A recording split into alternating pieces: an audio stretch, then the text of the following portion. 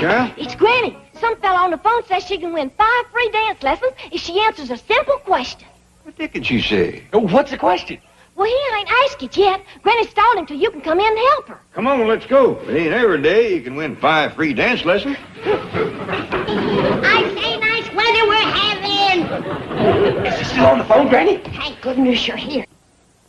Got a bad connection. All right, start with the question. Well, what'd he say? What'd he say, Granny? He said to get ready for the question. What large neighbor of ours is located just south of the border? Let's see now. South lays that away. Well, it must be Miss Drysdale. Yeah, she's large. He's the Drysdale. Yeah. It's Mexico. Shucks.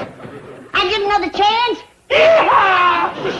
Who's Mount McKinley named after? Let's see now. That must be... Oh, wait! McKinley!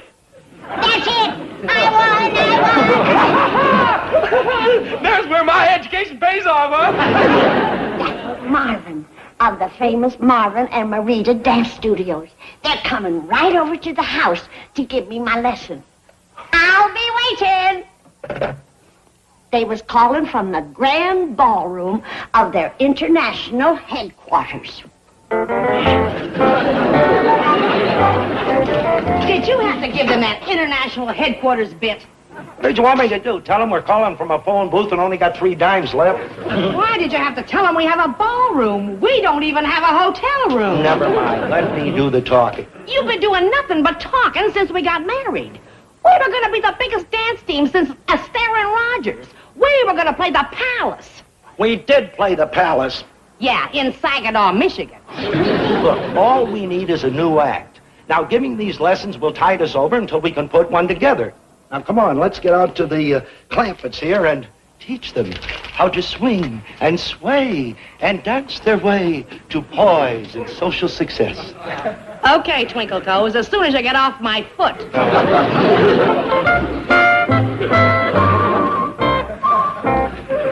Howdy, Jet. You look like a... To the Loyal Order of Muskrat's annual cotillion and horseshoeing contest. I bet you was the prettiest girl at the dance. Didn't do so bad at the horseshoeing contest, neither. I don't doubt that. Ain't that a kind of a fancy dress? Jed, this ain't square dancing. It's ballroom dancing, you know, like in the movie. I know. Where a tall, handsome, distinguished gentleman walks up to you and bows real low and says, "May I have this dance with you, madam?" And then off you go, floating around the floor like a butterfly. I'll get it. That's probably Marvin, my tall, handsome, distinguished gentleman.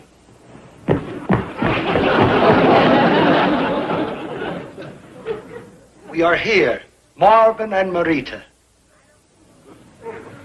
I don't suppose there's any chance that you're Marita. This is Marita. Hello. Howdy. Howdy. Mr. Clampett? Don't be disappointed, Granny. He's probably a real high stepper. It don't matter. At my age, you have to take your ballroom dancing where you can get it. Get a load of Scarlett O'Hara. Yeah. Well, start playing Rhett Butler and sell some dance lessons. Howdy, I'm Jed Clampett, and this here is Granny. Howdy, let's dance. Oh, I don't blame her for being anxious, Mr. Clampett. After all, dancing lessons are the key to meeting people, new friendships, romance. I like just the thing for my daughter and nephew. Wonderful. Let me tell you about our M&M method. Start the music. It's the free lessons. First thing she ever won, you know. I understand.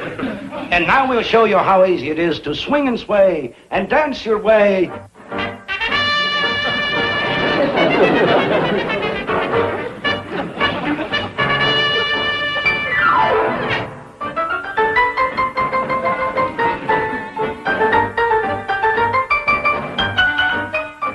What's that they're doing, pal? That's ballroom dancing, Helen. Yeah, except I won the lessons and she's getting all the dancing. Boy, it sure looks like fun. Can I learn how? Why, sure. I was hoping you and Jethro would want to. I'll go get him. I've had enough.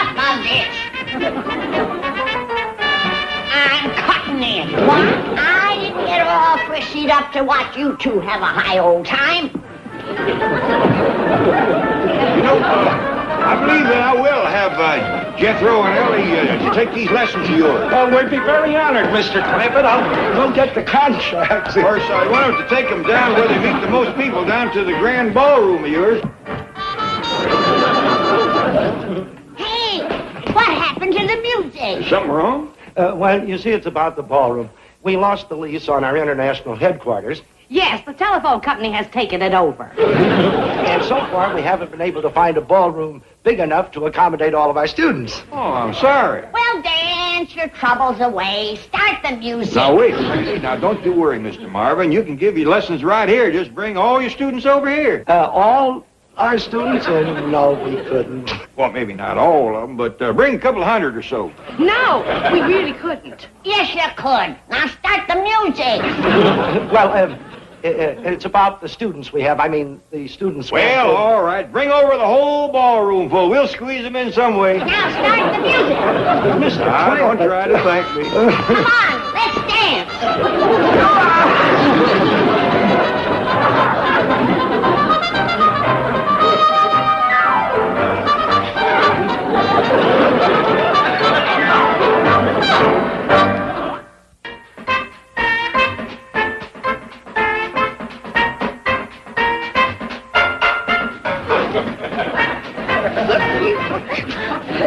You hammerlocked me. Now, what you want to do? Dance or rest? It was a rumba. Well, this is a headlock. Give.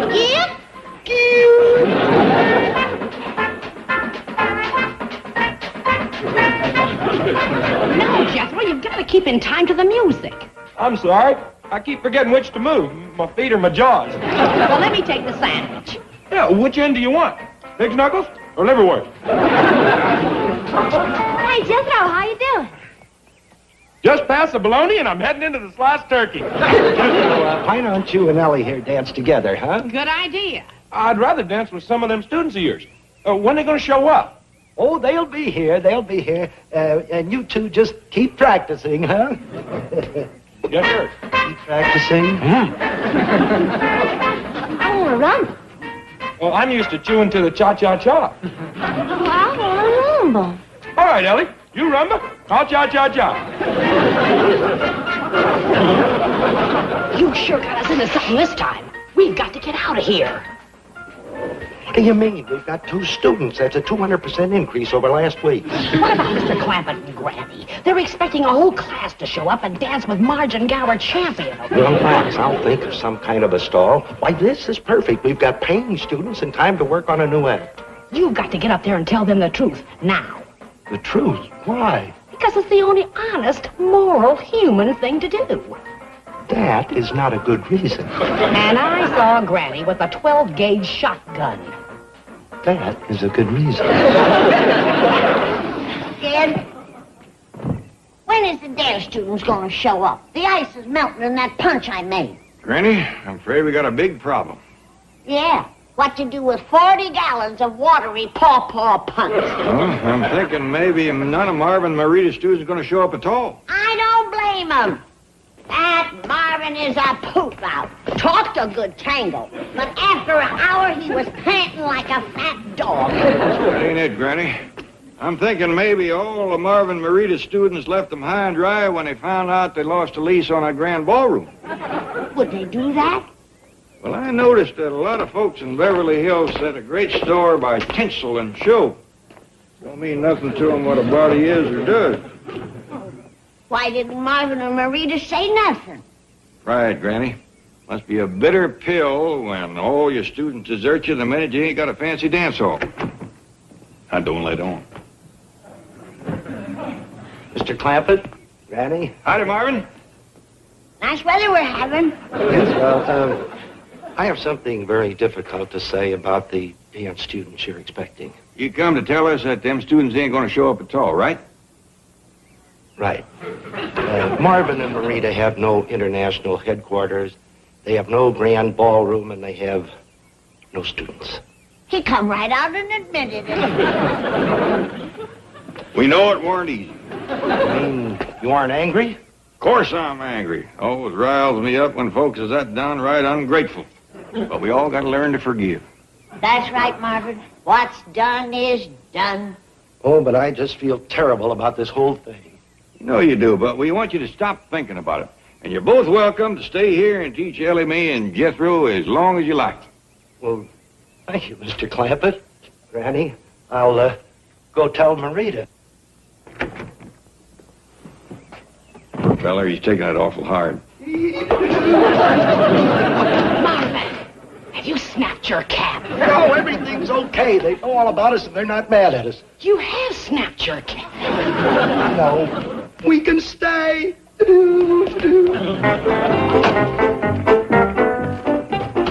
Marvin and Marita, temporary ballroom. It didn't take them long to move in. Now, Chief, we don't know that they've done anything wrong. What are you talking about? They don't have a bank reference, a credit rating, or a savings account. People like that should be behind bars. Gee, there's only one way to handle these desperate criminals. Look them straight in the eye, read them the riot act, and tell them to get out of town. I can hear them in there. Now, don't be afraid. All right in there! We're coming in! Don't shoot. We're just practicing a dance routine. You, Marvin and Marita? Yeah, who are you, Batman and Robin? It so happens I am Milburn Drysdale, Mr. Clampett's banker. Miss Hathaway, see if you can find Mr. Clampett. If you have harmed so much as $1 of his head, That's fair, Chief. just go find him. Now, what are you up to? Nothing. We teach dancing. You mean you taught dancing? Now, I'm giving you 10 minutes to get packed and out of here, or I'm letting the police know you don't have a permit or a business license. Well, I guess there's nothing we can do. Yes, that's right. Wait! Huh? What? Would you do that again? What? That turn. Watch, Marita. You mean this? Beautiful. Fantastic grace. Why, you must be a professional dancer. I know, I'm a banker. Of course, I did a pretty mean Charleston in college. Just a minute. Oh, I've never seen such natural ability. Would you try this?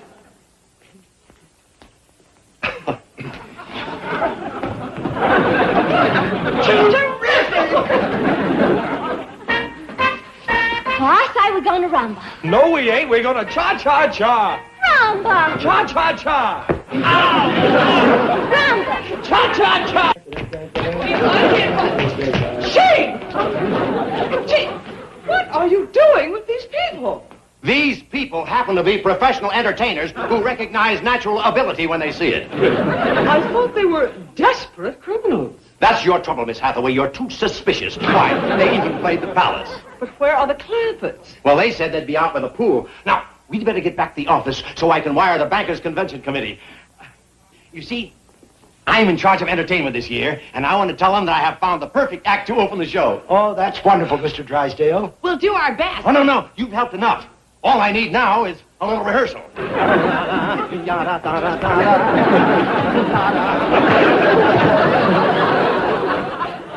A star is born. Now, let's forget it. You know, what the new act needs, I think, is a stronger finish. You know, something like this. I do hope Marvin and Marita ain't letting this get him down too bad. Must have been an awful blow. Da-bum, da-da-da-dum, da-da-da-da-da-dum. Hey, how's that? It's no good. He's trying to cheer one another up. Really?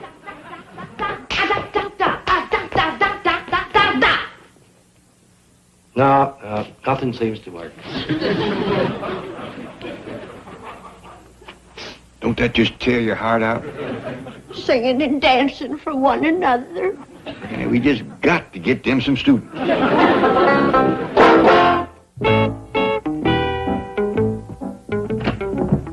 Ready?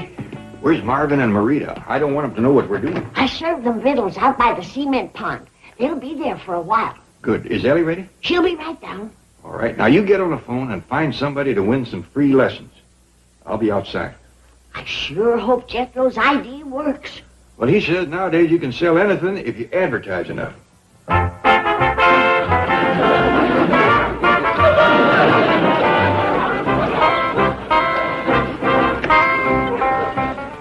All ready, Uncle Jed.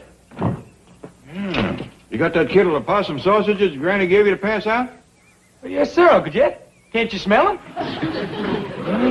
Yeah. Sure you want to wear that chauffeur's outfit? Well, this here's my dragoon's outfit from the movie studio. First rule of advertising is to get folks' attention.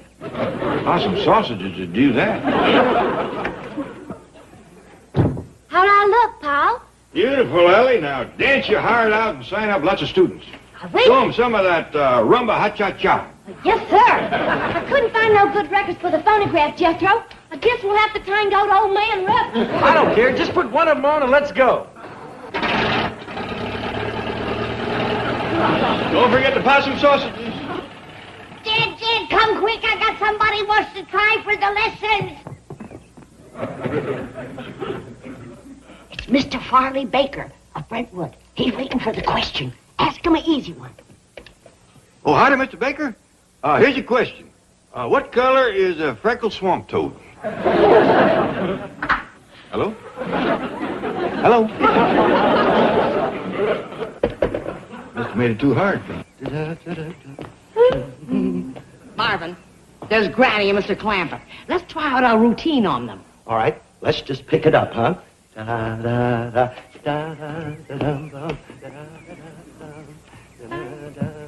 Smile, smile, and grace. Look at that. You're still trying to give one another a little something to smile at. Did you hear about the guy that put the bandages in the refrigerator? Bandages in the refrigerator? What for? Cold cuts. Jed, that's the saddest thing I've ever seen. Laughing on the outside, crying on the inside. Hey, did you hear about the fellow that crossed a snake with a horse? Crossed a snake with a horse? Why? In case he bites you, you can ride him to the doctor's. I can't stand no more. Hey. They're crying. Well, we've bombed out before, but this is an all-time low. Now get a hold of yourself, Granny. I think there's the young'uns coming now. He's coming awful fast. They probably got a crowd with them.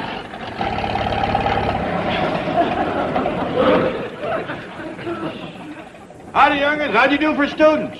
Not too good, Uncle Jed. Didn't the possum sausages work? They worked all right. And where is everybody? Right behind us.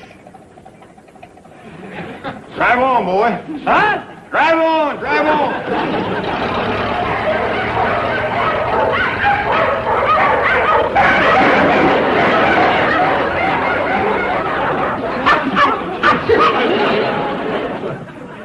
I told you so to be careful with them possum sausages. I hope he's got plenty of gas in the truck. Them dogs look hungry enough to run him to the state line.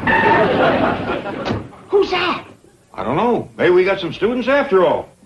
Mr. Clampett, Granny, I've got something I want to show you. Mr. Drysdale. No. It's not Mr. Drysdale. It's Drysdale and... Hathaway. I want to show you my act. Your act? Yes, it's for the Bankers Convention. We're going to be the main attraction. Hit it, Hathaway. They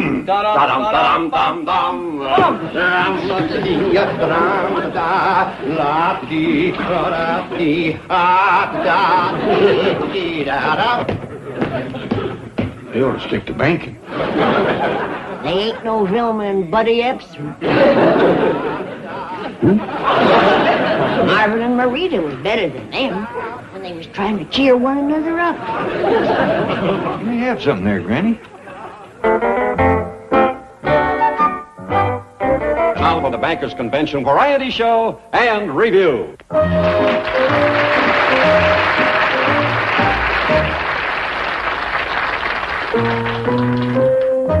That's a mighty nice thing you're doing, Mr. Drysdale. Getting them two started in the show business. My pleasure, Mr. Clampett. Just keep your part of the bargain. I will. Okay, we're on.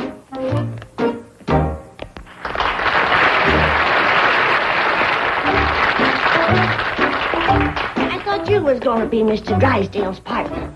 I was, but when he saw Mr. Clampett dance, he told me to turn in my cane. Bravo, Drysdale and Clampett. Clampett and Drysdale.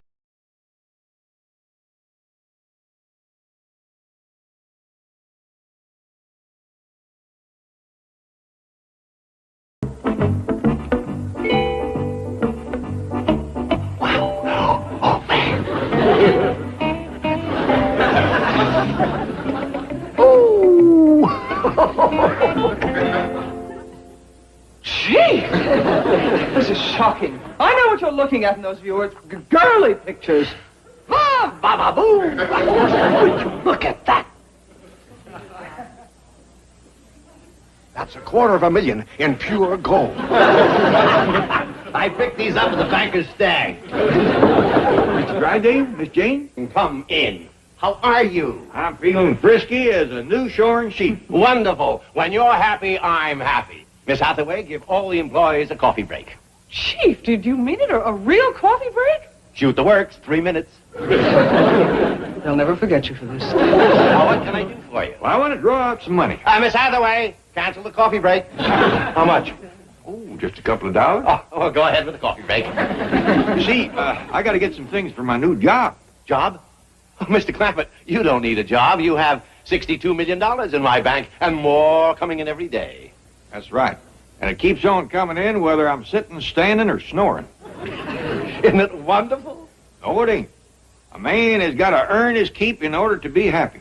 That's the reason I went down to the, what you call, Department of Employment and hired myself out for wages. You didn't? I did, and they give me something I think I'm going to be real good at. It's outdoors, moving around a lot, getting a lot of exercise. What is the job, Mr. Clampett? Well, all I have to do is ride around hanging on this truck.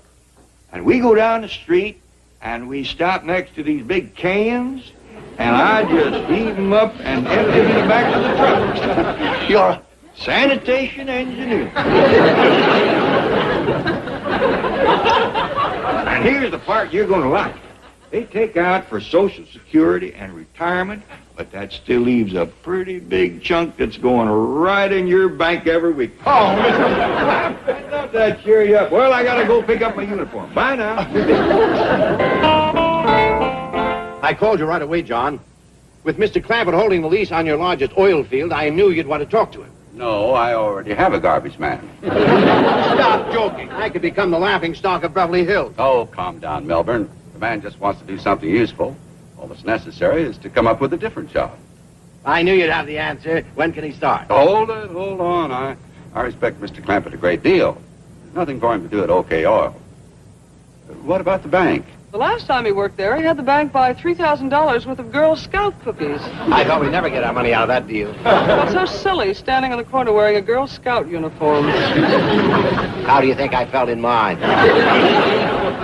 Melbourne, you should put Mr. Clampett in a job that sounds useful but doesn't contribute anything. Something unimportant.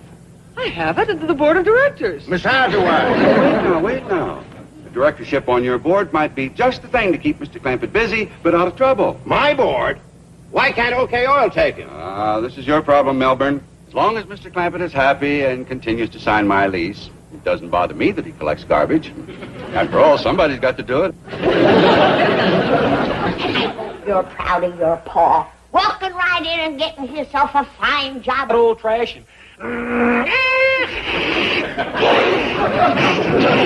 Crash, bang, and that's the end of it.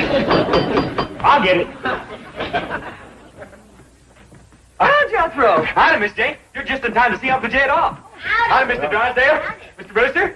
How are you? Ain't it wonderful about Jed's new job? Yes, I'll bet he'll have his hands full. I didn't mean his hands full. I mean, he'll be up to his neck in... Here he comes. Look at there. I need something. Seeing a man in uniform always did make my heart beat a little faster. You two go fetch the truck. I don't want Jed to be late. This calls for a celebration. I'm going to break open my jug and some glasses. You can help me, Miss Jane. All right, Granny. Oh, not for me, Granny. I'm going on duty, you know. Mr. Clampett, I've been thinking about the job on that truck. Yes? I don't quite know how to say this, but sometimes people take jobs only to find out they should have taken jobs other than the jobs they have. And, well... I think I know what you're going to say. You do?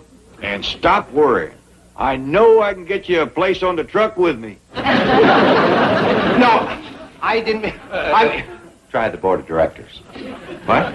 Mr. Drysdale has something he wants to ask you. Now, wait, John. What is it, Mr. Drysdale? Well, it's... Mr. Clampett, how would you like a job as a director for OK Oil? done a job. I'm what you call sanitation. I know. This is for your dear friend, John Brewster.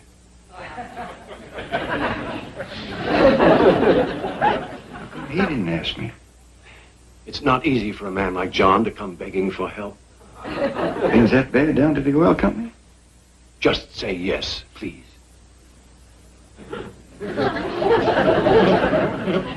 I don't rightly know what a director does, but if he needs me. So, what's the decision? Are you on the board of directors? You betcha, Mr. Brewster. Wonderful. That's what friends is for. And just as quick as I turn in my uniform, I'm going to work for OK Oil.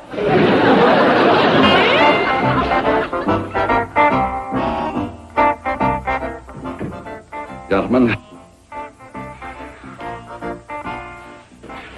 Don't worry, John. Mr. Clampett will be here any minute. that's what worries me. I've already got a new director who's on my back because of falling profits. Now you've given me Jed Clampett to shove down his throat. Just tell him Mr. Clampett owns your biggest oil field. Well, that doesnent make him director material to E.W. Braxner. Tough, huh? They call him the Wolverine. Good morning, Mr. Braxner. Nice having you with us. That's what you think. Morning, neighbor. Well, you're addressing me. Yes, sir. My name is Clampett. I'm here to start work, but I didn't know exactly what I'd be doing, so I brung on my tools. I don't know where you belong, man. Try down the hall. Well, thank you. I will. That's Braxner. He flew in on the company plane an hour ago. Well, good luck, John. I'll be leaving now. No. You got me into this. Now you're going to stick around for the fireworks. Morning, gentlemen. As you know, I called this special meeting to elect a new director to the board. I only hope the meeting will be better than the coffee we just had. Mr. Drysdale of the Commerce Bank will be sitting in with us today. Who is this new director? Where is he? Well, actually,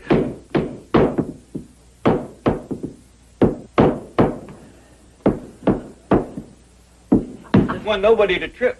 Well, howdy, Mr. Brewster. Mr. Drysdale. I've been wandering around here like a cow in a cornfield looking for something to do. gentlemen, our new candidate for the board of directors.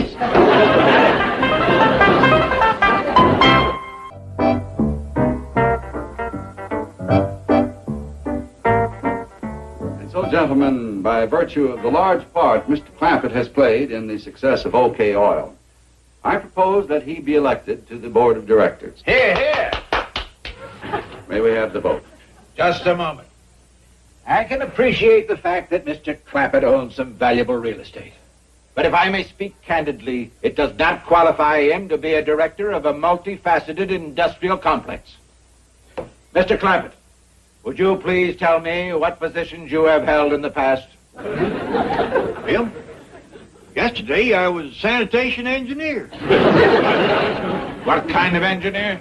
Oh, that's working on a truck, collecting table scraps, leftovers. He's a garbage man. I'm not electing him to my board of directors. Mr. Braxner, he has $62 million. He does? Well, any garbage man who can collect $62 million has to have something on the ball. Say, I've got something here I think you'll enjoy.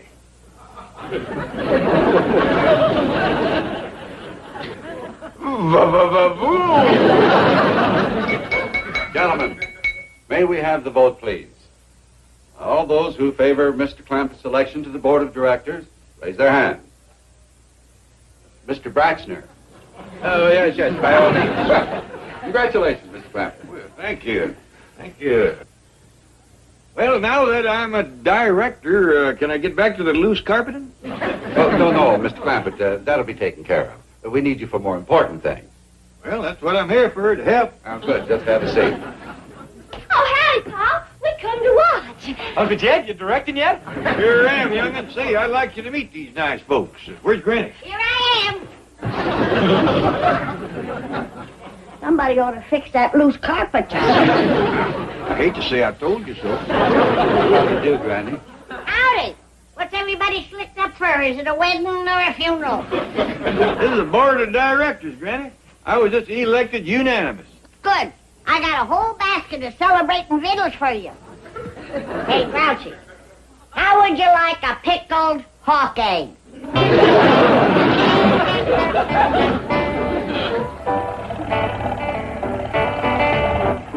Them directors must have been right upset about something. They hardly touched my victuals. I know what's bothering them, Granny. The OK Oil Company can't find no new wells. Well, don't tell them about the one in our backyard. Yeah, I plumb forgot about that. Remember when I was digging that root cellar? When I swung that? Look, Ellie, a friend's in trouble, and I'm on the board of directors now. Could be we might have to. I got the case for the time. I got the clippers. Well, Mr. Brewster or not, I was hoping that oil would give up and went away. Well, just how you feel, Granny, but we got to look. Here comes the blood. It's gone. The oil is gone. It's a dry well. It's a dry well. It's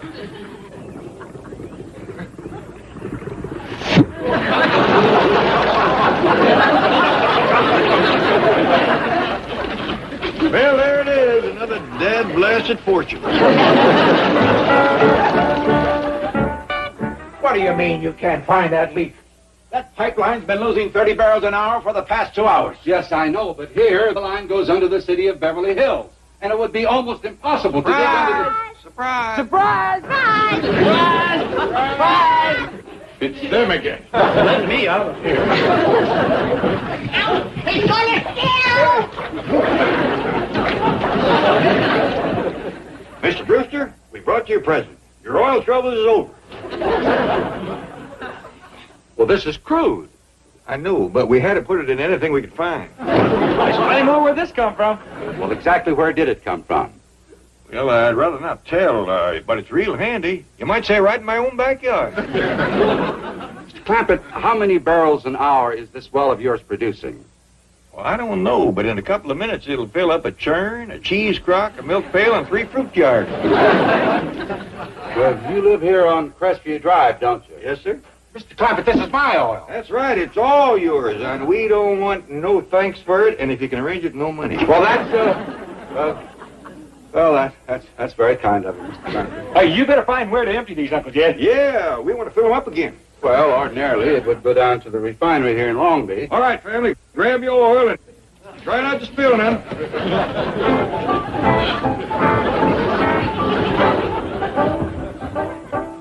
We can come out now, gentlemen. I found the leak.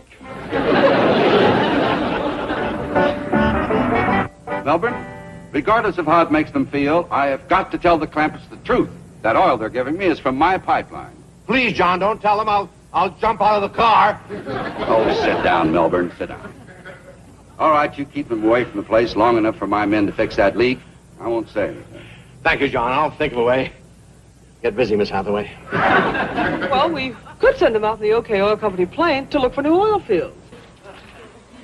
I ain't gonna fly, Dad, and you can't make me. I ain't got wings, feathers, or a beak. And you ain't getting me off the ground. I keep trying to tell you we are off the ground. We've been flying for a half hour. Yeah, we must be 15,000 feet in the air.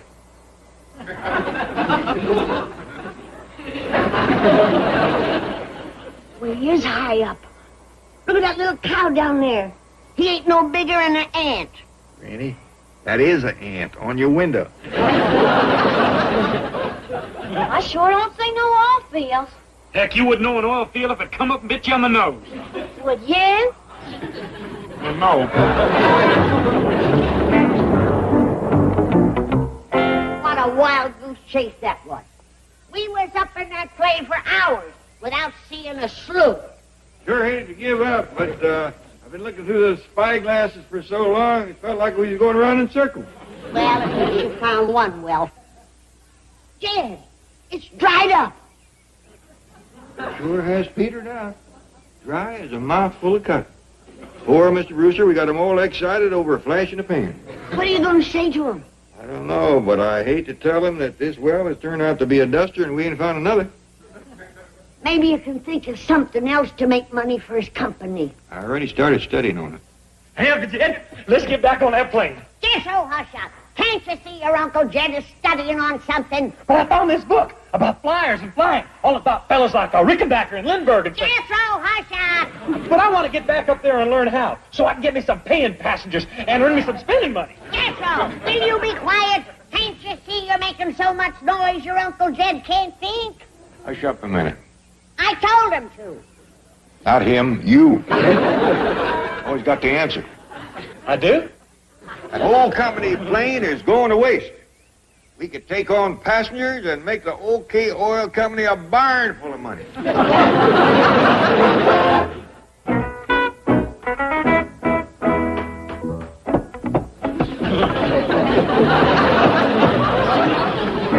Howdy. I'll have this nailed down before you know it. Welcome aboard to OK Airlines. Just sit down anywhere. Thank you.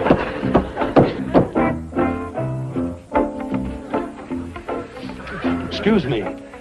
We're supposed to sit on benches? Yes, sir. We can carry more folks that way.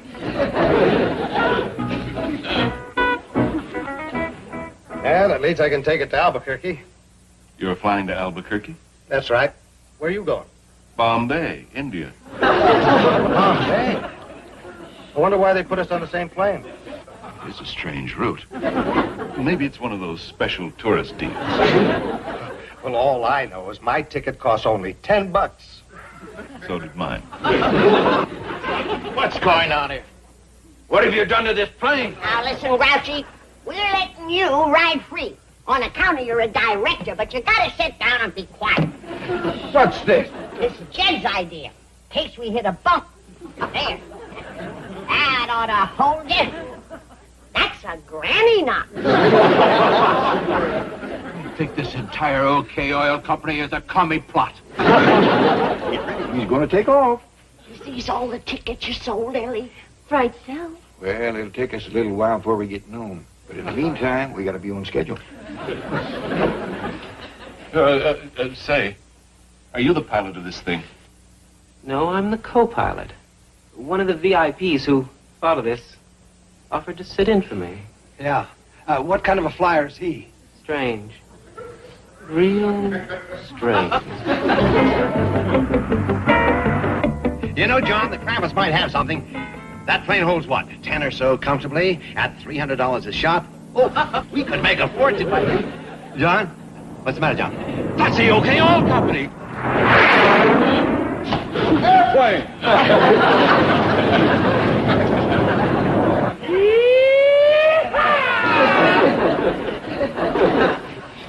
What are you doing?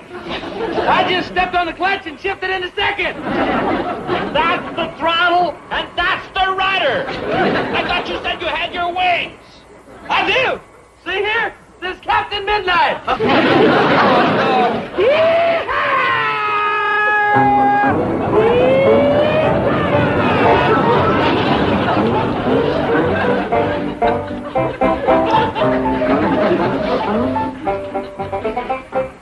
Those ropes were sure a good idea, Jed. Yeah, well, this might be a good time to offer up the free drinks. All right, passengers, we is going to serve you free drinks. Now you got your choice of coffee, tea, buttermilk, or hot mouth.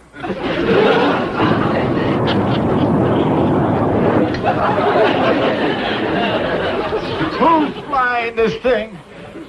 I think you all better have hot mouth. I want to turn back. Me too.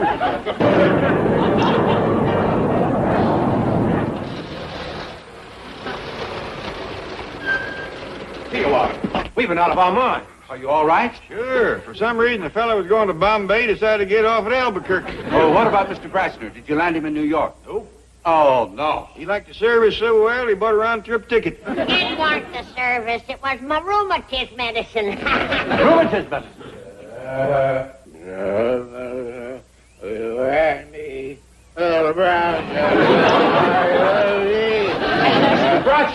Oh. It's good to be back in New York, gentlemen. A fine flight. Oh, take a peek at this, buddy. Boo-boo-boo-boo!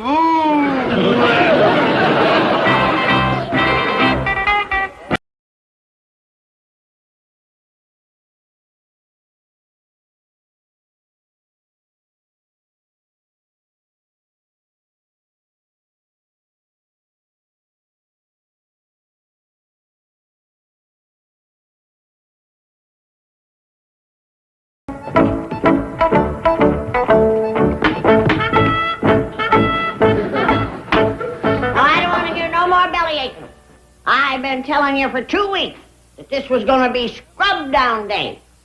We're going to wash this place from ceiling to cellar, and nothing's going to stop us. Ellie Mae, get through. Commence upstairs. But, Granny, I was going to the double. Kid, don't get smart. Granny, that might be Dasher Frock in his new car. I don't care if it's Tom Mix and his Wonder Horse. Hello, Granny. Oh, Mr. Cushing. What a surprise. Come in. Howdy, Mr. Cushing. Oh, hello, Mr. Clampett. I'm sorry to drop in unexpectedly like this, but I happen to be in the neighborhood, and it was such a beautiful day. I thought maybe Granny would like to go for a drive. Well, I'm afraid you picked the wrong... Can you wait for me to change?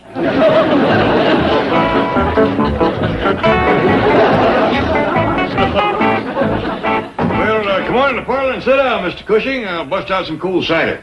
I hope that I'm not interrupting anything. Well, as a matter of fact, you are, and we couldn't be happier. I wish you could have seen the look on John Cushing's face when I walked out of there with that financing contract. Yes. He'd been working on the deal for 6 months, and I took it right out from under him.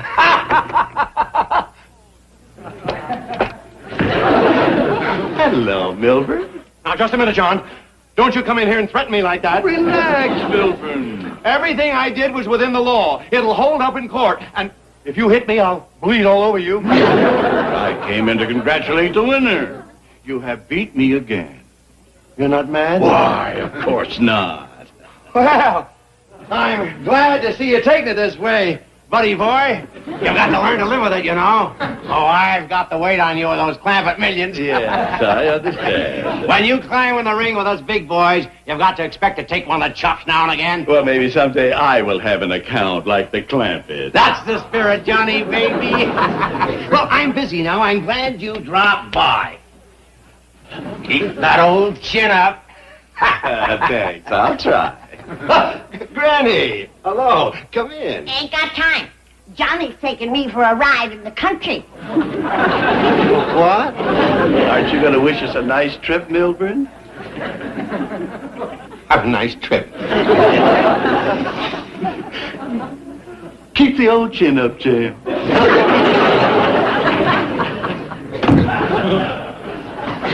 Here, Chief. This will revive you. Oh, thank you. I needed that. Lie down. That dirty account-stealing pirate. I'm going to report him to the banking commissioner for unfair tactics. Now, Chief, there's nothing unfair about Mr. Cushing having a date with Granny. There certainly is. He's single, and I've got a wife. A millstone around my neck. Hello, dear. Millstone. Margaret. Oh, dear. Hold out your hand and close your eyes, and Mobby will give you a sweet surprise. Margaret. In fact, I've got 2 surprises. Not now, dear. I've got trouble. Real trouble. This is just the thing to cheer you up. Close its little winkies. There. That's the first surprise. A picture of Daddy for your desk. Well, Milburn, have you nothing to say? What's the second surprise? This will really set your eyes to dancing. Daddy is coming out to visit with us. Oh. Now, don't let your joy be too ecstatic. There's one teensy dark cloud. Daddy just phoned me from Las Vegas. It seems that he had to change planes there, and in doing so, he misplaced his money. Oh, read that, dear. This is a number where you can reach him and arrange to provide funds. I think it's the Las Vegas chapter of the Harvard Club. Toodaloo. I wouldn't bail that little grifter out of Las Vegas if he was my father. Chief. Misplaced his money. Placed it on the wrong number. Chief. Well, he can just stay there. Chief! What? Lowell Redling's Farquhar is the answer to Mr. Cushing. What are you talking about? Well, don't you remember his last visit? How captivated Granny was? Yes, he did kind of charm her with that back bay baloney, didn't he? Stack the chips for me, will you? Well? Mr. Farquhar. Oh, this is Mr. Drysdale calling you from Beverly Hills. Oh. Thank you, my dear. Thank you. Keep these warm for me. Hello? Farquhar here. Oh, yes. Milburn, what's the matter, son? Me? Need money? I don't know where you heard that. Margaret said you were broken stranded up there. Hocked your Phi Beta Kappa key. That's right, and it seemed to have brought me a remarkable piece of luck. Bet it all, my dear. Oh, Daddy Farquhar, every chip? Every chip.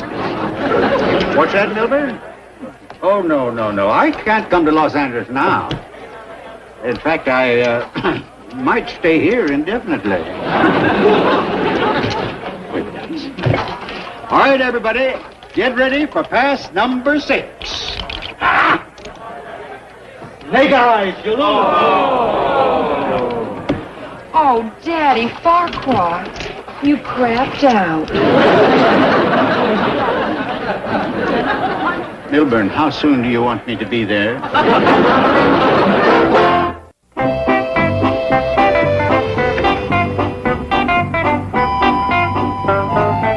I've been waiting for you two. Mr. Drysdale's been a-calling and what in tarnation is that? Oh, that's what you call a gyrap. Johnny bought it for me. I wanted Granny to have something to remember this day by. Some neck. Yeah, but all he done was buy me a stuffed animal. Mr. Clampett, Granny and I have a little business matter to discuss with you concerning Mr. Drysdale's bank. Oh, yeah, that reminds me. Mr. Drysdale's been calling. He says he's got a surprise for you, Granny. I got one for him, too. I'm putting my money in Mr. Cushing's bank. With your approval, of course. Well, Granny's free to do anything she sees fit with her share of the money. That's 1/4 of everything I got, whatever that comes to. $15,786,412.22. Approximately. There's no use splitting hairs. Come on, Jed. Let's go down to Mr. Drysdale's bank and unburden him of some money. Mr. Farquhar and staff are here, Chief. Hello, Milburn, my boy. Daddy Farquhar, it's so good to... Staff? What's that? My financial advisors. I have my investment counselor and my tax expert. Come in, staff. Girls, I want you to meet my son-in-law, Milburn Drysdale. Milburn, meet Lil and Jill. Hi. Hello there. I can't remember which is which. I'm Lil. I'm Jill. I'm ill. Get them out of here. What shall I do with them? Who cares? Girls, Miss Hathaway here is my financial advisor. Oh, excuse me, Daddy. She's going to take you down to the coffee shop and discuss today's Bond picture. Oh, is there a new one out? I love Goldfinger, didn't you? Thunderball's my favorite. Come on, staff. Hi, Daddy Farquhar. Hi, Lil. Oh, Jill. How can you call those girls financial advisors? Well, they're not always right, but with them, even losing is a pleasure.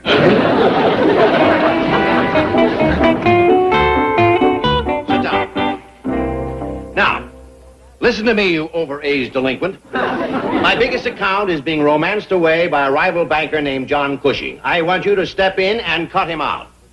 I see. And believe me, I'll make it worth your while. Oh, now, Milburn, did I mention money? No, you didn't. Well, I'll mention it now. You're going to have to lay it on me heavy. Okay. Now, who is to be the object of my attention? Some wealthy movie star? Liz Taylor? Sophia Loren? She's a grandmother. Oh, Marlene Dietrich. Eddie Lamar. Granny Clampett. Well, I don't remember seeing any of her. Granny Clampett. Who called? Lowell Farquhar. Daisy. What brings you to town? You, Granny, you. Yes. He's been talking of nothing but you since he flew in. Yes.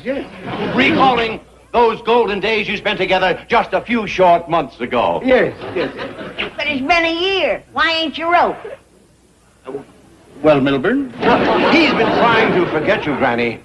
He even went to the desert, hoping that the blazing sun would burn from his heart the bittersweet memories of those moments of ecstasy spent with you. The one great love of his life. Yes. Oh, Daisy. Oh, Lowell, you rascal. You sure know what to say to a girl. Well, Granny, we got the papers on. Mr. Farquhar. Hello, Mr. Clampett. Where you been? In the desert, trying to forget me, Jed. Excuse me, Mr. Cushing. I don't believe you and Mr. Farquhar has met. Oh, that's right. Lowell, this here man is... You don't have to tell me who he is. I'd recognize him anywhere. It's a great pleasure, sir. I've always wanted to meet Granny's father. Huh? Wonderful girl you've got here, old-timer. Old-timer? What is he talking about? He ain't my pa. He's just a elderly friend. Milburn, you and I have some business to transact. Granny is putting her money in my bank. What? Now, wait a minute. Daisy, I didn't think you'd do this without my advice. Well, you wasn't here, Lowell, and I... Well, we figured it'd take some of the burden off of Mr. Drysdale. Burden? Oh, no, handling your money is a pleasure. Hi, may we come in? In fact, I just added these two young ladies to my staff of financial advisors. These girls are financial advisors? Yes. They're not always right, but with them, even losing is a pleasure. Granny, you look like you stepped right out of the catalog. Your hair's different, Granny. Johnny likes it this way. Who? Mr. Cushing. He'll be here any moment. After he leaves, I'll change it for Lowell. He likes it down. You mean you got them coming one right after the other? Jed, I've got to make hay while the sun shines. It's been cloudy a lot of years. Granny, jot off a picture of your court and cider like you said. Court and cider? Hey, this ain't your hard stuff, is it? Of course not.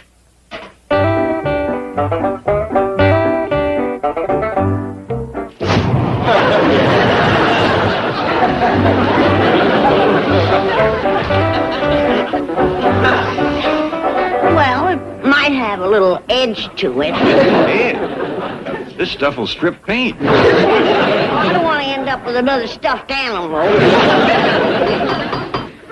That must be Mr. Cushing.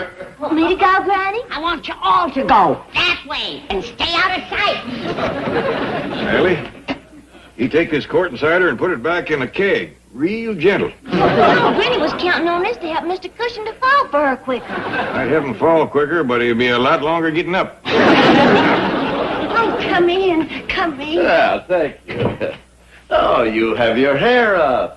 Does it pleasure you, Johnny? Indeed it does, Daisy. Especially since I found this for you. Oh, thank you. Thank you so much. Oh, a comb for my hair. Yes. Oh. It's very old. Well, your hair ain't exactly young. Oh, yeah. No, I meant the comb is very old. Oh. It once belonged to a Spanish marquesa. Well, it's pretty for being second-hand.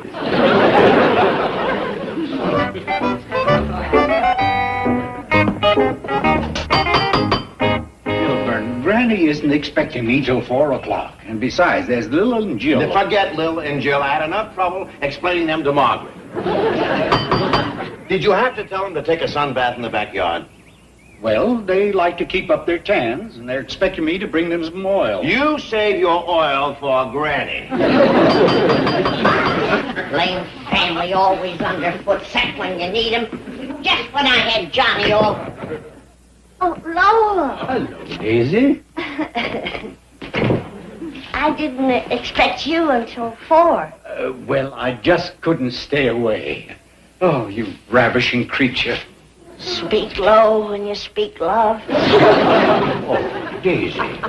You're wearing your hair up. And after you promised. Oh, well, I only put it up so you could watch me take it down. Oh, how sweet. There. Now, how's that? Oh, lovely, lovely. Well, come on. I remember the way to the court parlor. No, no. What's the matter? It ain't there no more. It's up there.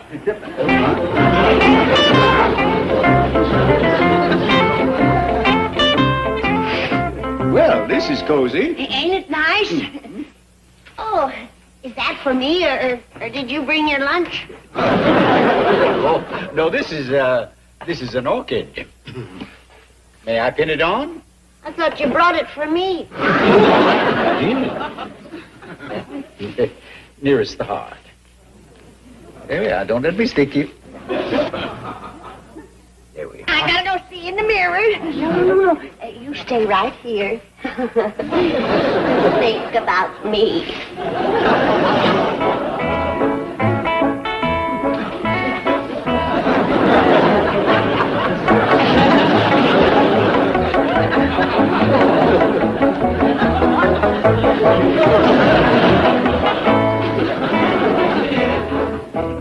Hope I didn't keep you waiting, Johnny.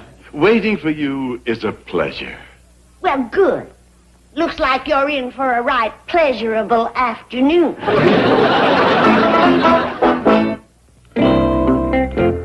Paul, I ain't never seen anybody move as fast as Granny. She's got Mr. Cushion in one room, Mr. Farquhar in the other, and They both here? Yes, sir. And her shoes is just a-smoking from running back and forth betwixt them. Leave it to Granny to fish 2 creeks at once. Sure will be glad when I get to be 77.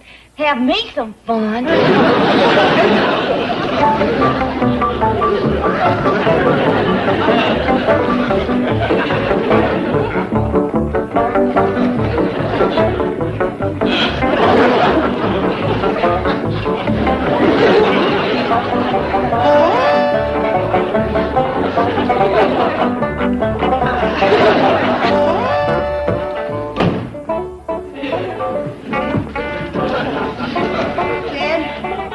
Where'd you hide the cider? Granny, you know that stuff is too strong for them city fellas.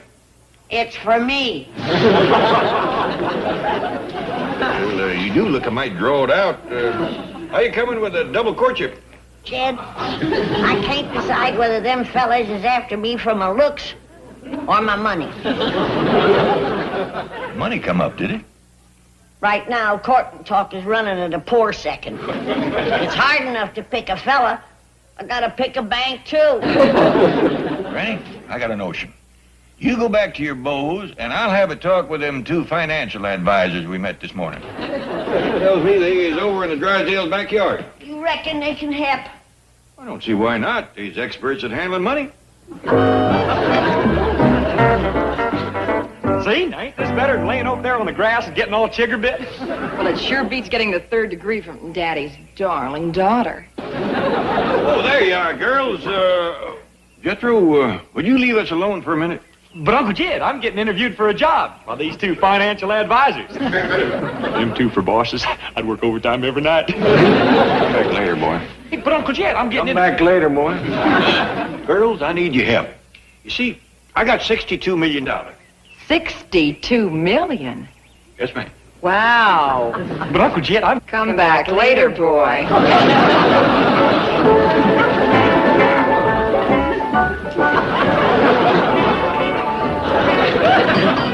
Back in a minute, Johnny.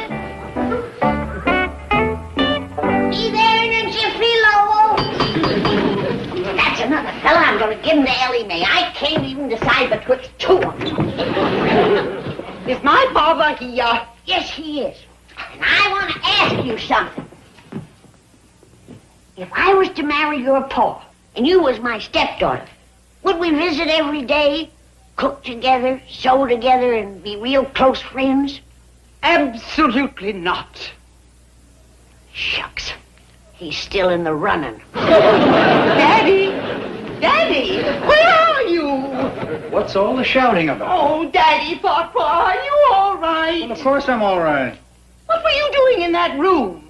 Playing solitaire, mostly. And I've had a fabulous run of luck. The same here. I won 5 out of 9. Excuse us a minute. John, are you a man who likes a little diversion now and then? Oh, I'm starving for some, and the sooner the better. Then, as my financial advisors would say, let's split.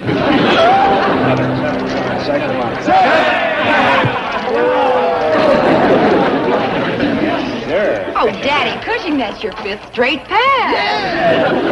Well, John, what do you think of my financial advisors, huh? Lol, with them, even losing would be a pleasure. I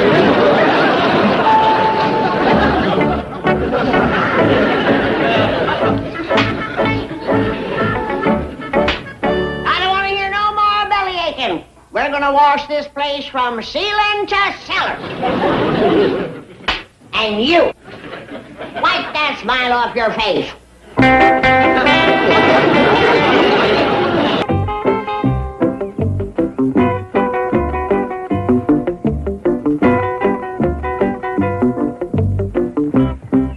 That's all I need, Ellie. Thanks. Well, can I go along and help you fling papers?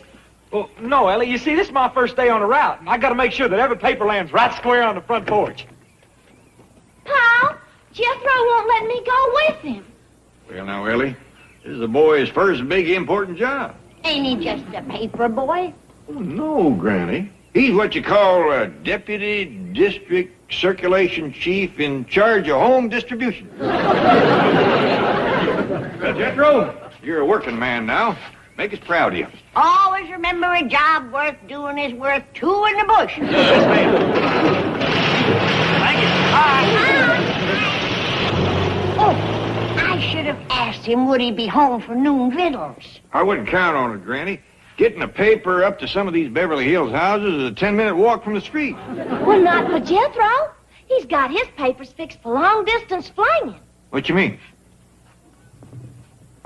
Wrapped them around these here big rocks. Well, he can sail them among. Where do you get these roofing slates? A whole bunch of them fell off of Mr. Drysdale's roof. By themselves? Yes, sir. All Jethro done was loosen them.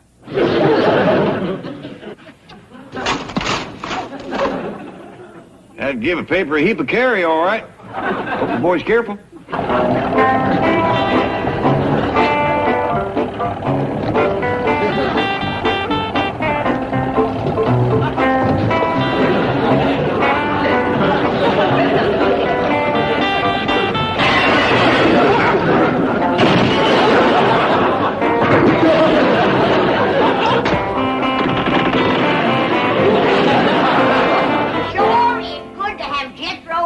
These ways we know he ain't getting into trouble. We can hope. Ain't that Glory Swanson? Appears to be. I'm going to cut that out from my scrapbook. Granny, you must have 400 pictures of Glory Swanson. She's my favorite movie star. What's it say about her? Says here they're going to demolish her home. What are they doing that for? According to this, they're going to turn her estate into a golf course. Heard that they're turning Glory Swanson out of her house? Not only out of her house, but clean out of town. Says here she's going back east to live. You mean she ain't going to make no more pictures with Wally Reed? Kind of looks that way. Well, without Glory Swanson's pictures, the movie theater back home will close up. What could have struck her down at the peak of her career? Well, let's ask Jethro when he gets home. Jethro? Yeah, he ought to know. He's a newspaper man now.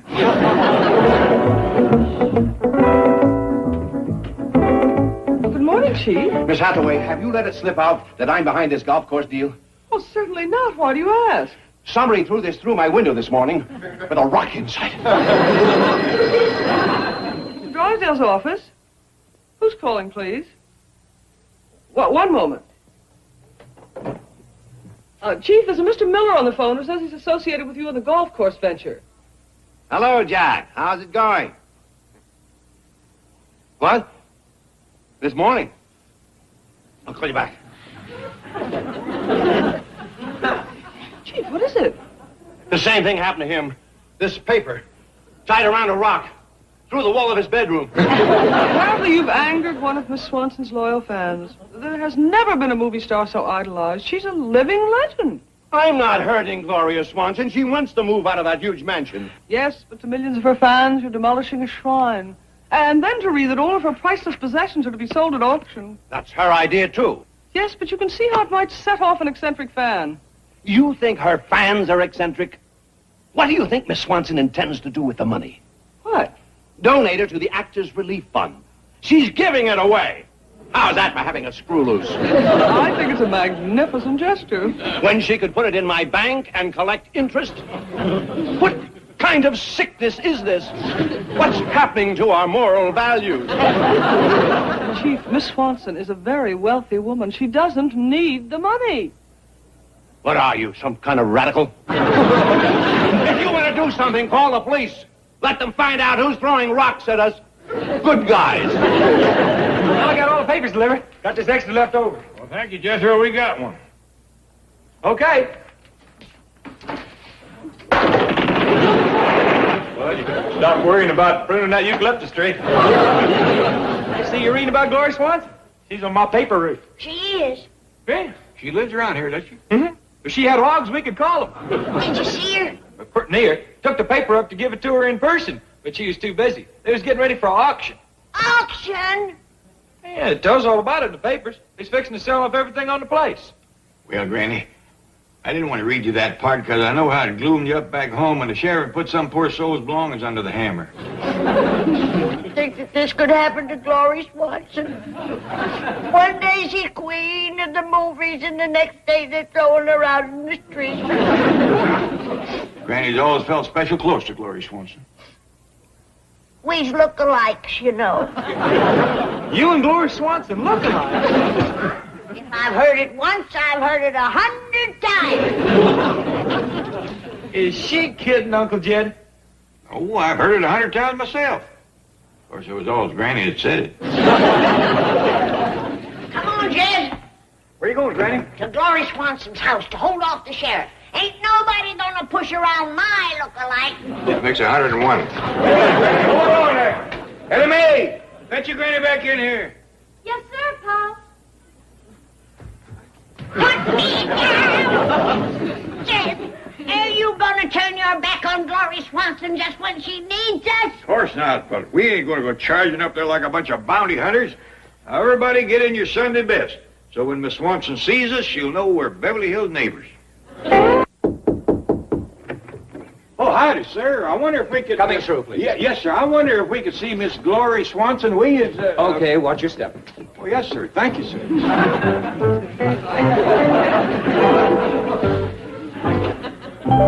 Look at this. Like a palace.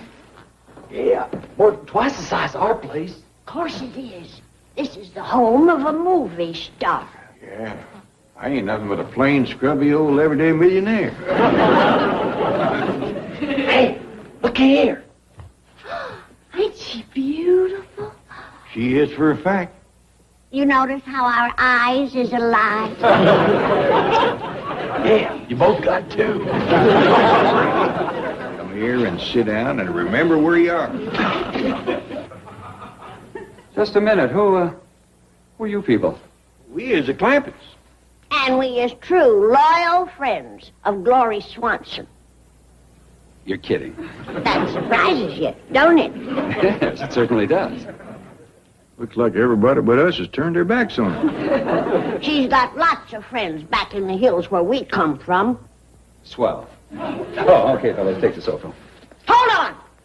Where are you taking this? To the auction. No, quick, young'un! You ain't taking this without us. All right, fellas, move the chairs first. Now, look here, I'm getting a little fed up with it. Mister, but couldn't you leave something? No, sir. Every single thing in this house is going to be auctioned off. All right, fellas, take the sofa. Come on, pick it up. Put her down.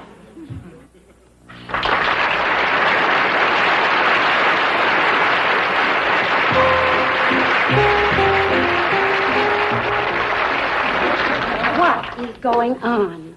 Who are those people? They're fans of yours from back in the hills somewhere. Oh, and they don't like the idea of your furniture being auctioned off. Sweet, I'm very touched. Well, the fellas now get rid of them. Oh, no. Please, I want to talk to them. I'll see you when you come back. Well, I have to make another trip anyway to pick up the gold bathtub. Mr. Foley, I want to take that tub back east with me. It'll remind me of those crazy, wonderful 20s. But I can auction it off for a lot of crazy, wonderful money. Remember, this is for charity. I'll donate something else. Please let me keep my bathtub. Nope, I'm afraid not. That tub is going on the auction block. Young feller, ain't there no limit to you? The lady keep her bathtub. Now, look here, old-timer. Ollie, you and I'll discuss this when you come back. All right. But I'm telling you right now, I'm going to get that tub. Villain. Come on, fellas. Do we know one another? Oh, sure. You're Glory Swanson. And who are you? Well, I'm Clampett. Yeah, that's it, Jed Clampett. I'm pleased to meet you, Mr. Clampett. And this is your family?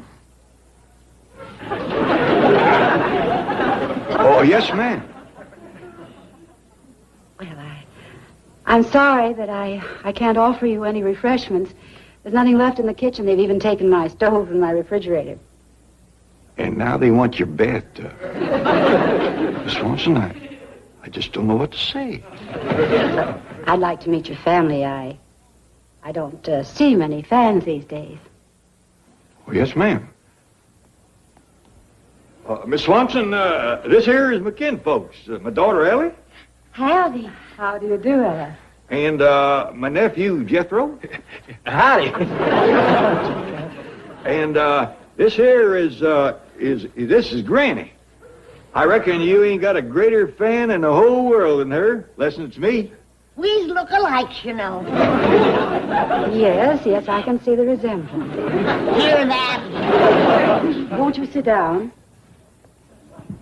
Well, thank you, Miss Swanson, but we've took up enough of your time. We'll be moseying home. Oh, Jed, I want to ask Miss Swanson when she's going to make another picture like Society Scandal.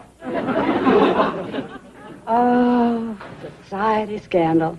You remember that one? Yeah, Jed and me seen it twice. Well, that was a long time ago. Oh, yes, clean last summer. You two attended the Silent Film Festival in Venice? No, ma'am. We seen it at the Bijou Theater back in Bucktussle.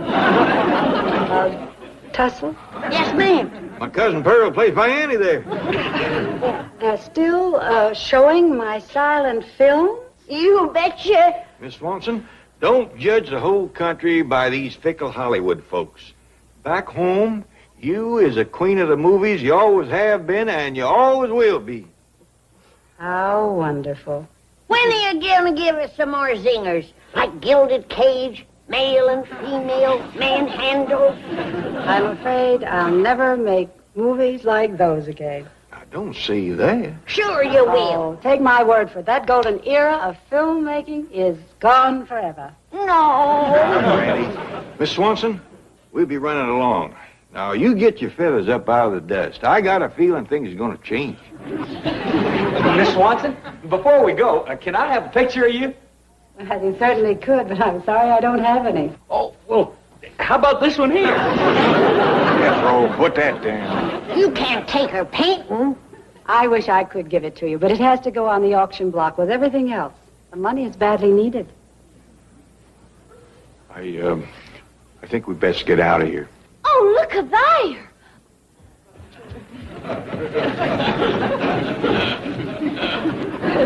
Isn't he precious? How is my beautiful pussycat?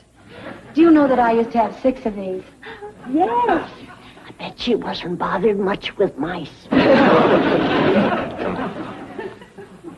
Bye, Miss Swanson. Hey, bye, Miss Swanson. Oh, goodbye. Goodbye.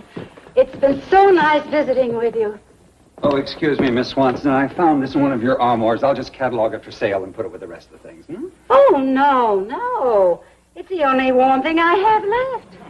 I'll need it for those cold winters ahead. Well, all right. I guess we have to leave you something. Did you see that coat? I reckon that explains what happened to them other 5 cats. Poor woman. She's really hard up, ain't she? She is, for a fact. It's bad enough having to sell her bathtub. But when it comes to skinning her cats for clothes...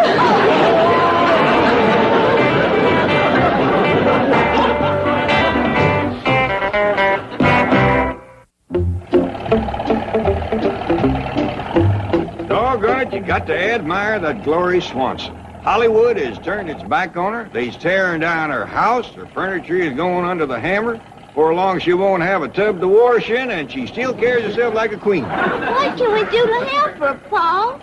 Why don't we just haul off and settle about 10 or 12 million on her? Oh, Jethro, we don't want to rob her of her pride. Well, we could go to the auction and buy everything. That wouldn't do no good. The sheriff gets the money. How come she don't make no more movies? Well, Jethro, I understand that's the show business. One day you're living high on the hog.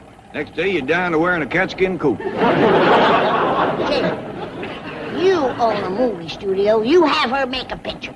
Granny, I generally leave all that movie stuff to Mr. Chapman. It would be nice if she could earn the money she needs.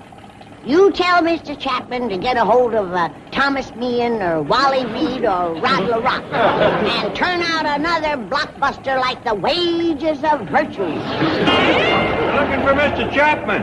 He's on stage 7. First one on your right.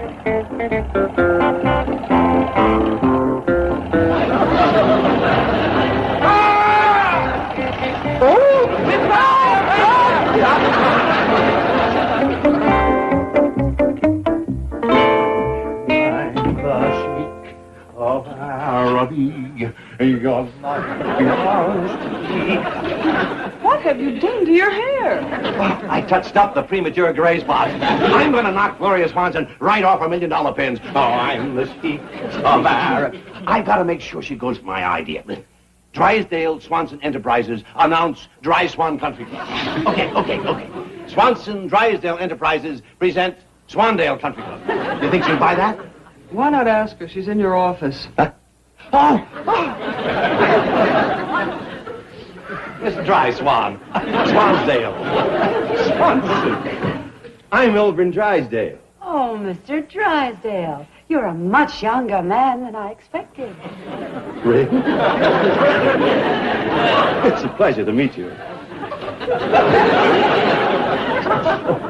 Isn't this smog terrible? Yes. It gets on everything. Miss Swanson, we have a little business to discuss. Now, if you'll step over here, I have an artist's conception of how your estate will look as a golf course. Now, while you're looking at that, I'll read you some estimated profit figures. Don't tell me he's too busy. This is important. What's the meaning of this, Chapman? Those kooky hillbillies. What happened to your hair? What happened to yours? Those kooky hillbillies of yours want to make a movie. So make it. Without sound? I don't care if it's without film. Make it. But those idiots want to star Gloria Swanson. That's the way I feel about it, too. I've heard a lot of crazy ideas in my day, but this is raving madness. And this is Gloria Swanson. How do you do? Gloria Swanson? Miss Swanson, this is Larry Chapman, head of Mammoth Studios. Until now. How do you do? Did I hear you say that somebody wanted to make a silent motion picture with me? It's an eccentric hillbilly family named Clampett. They've got a lot of millions. Kind of short on marbles. I met the Clampetts. I think they're delightful people. Oh, boy, this is just not my day. Miss Swanson, I think it's a marvelous idea for you to make a picture for the Clampetts. Milburn, be practical. Where would you show a silent movie these days? How about the Bijou Theater in Bug Tussle?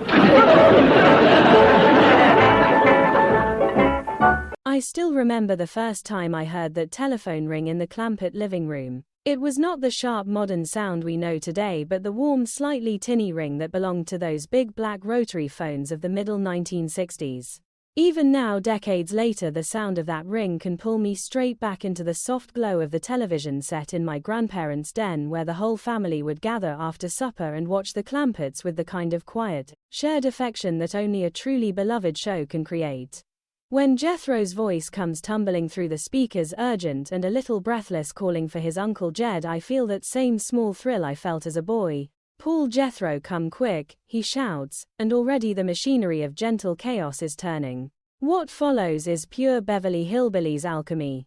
Granny is on the telephone with a stranger who claims she can win 5 free dance lessons if she answers a simple question. The beauty of the scene lies in how ordinary it first appears. There is nothing grand or dramatic about a telephone offer of free lessons.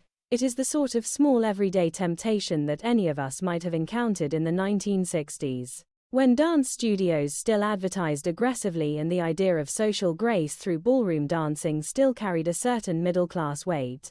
Yet in the hands of this show, that ordinary temptation becomes a perfect little stage for everything the series does best.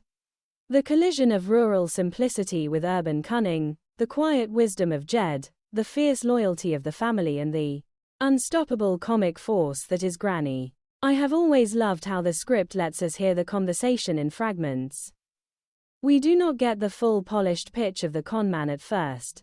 Instead, we get Jethro's excited summary, then Granny's slightly suspicious stalling, then Jed's calm arrival. When Jed finally takes the phone, the famous question arrives: what large neighbor of ours is located just south of the border? The pause that follows is delicious. Granny's mind works in its own gloriously literal way. She considers geography, then personality, and lands with perfect comic logic on Miss Drysdale. She's large, Granny declares, and for a moment I always laugh out loud because the joke is both mean and affectionate at the same time. Miss Drysdale is indeed a large presence in the Clampett world, a woman whose social pretensions and physical stature make her an easy target for Granny's sharp tongue. Yet the script is careful never to let the joke become cruel. It is simply Granny being Granny, measuring the world by the people she knows rather than by maps. The correction comes quickly. It is Mexico, and then, almost as if the conman senses he has a live one, a second question follows about Mount McKinley. Granny's triumphant cry of "I won" is one of those pure Irene Ryan moments that still make my chest tighten with fondness. There is such joy in her voice, such unguarded delight at having answered correctly. In that instant, she is not the fierce shotgun-toting matriarch we know so well. She is simply an elderly woman who has been told she is clever and she believes it.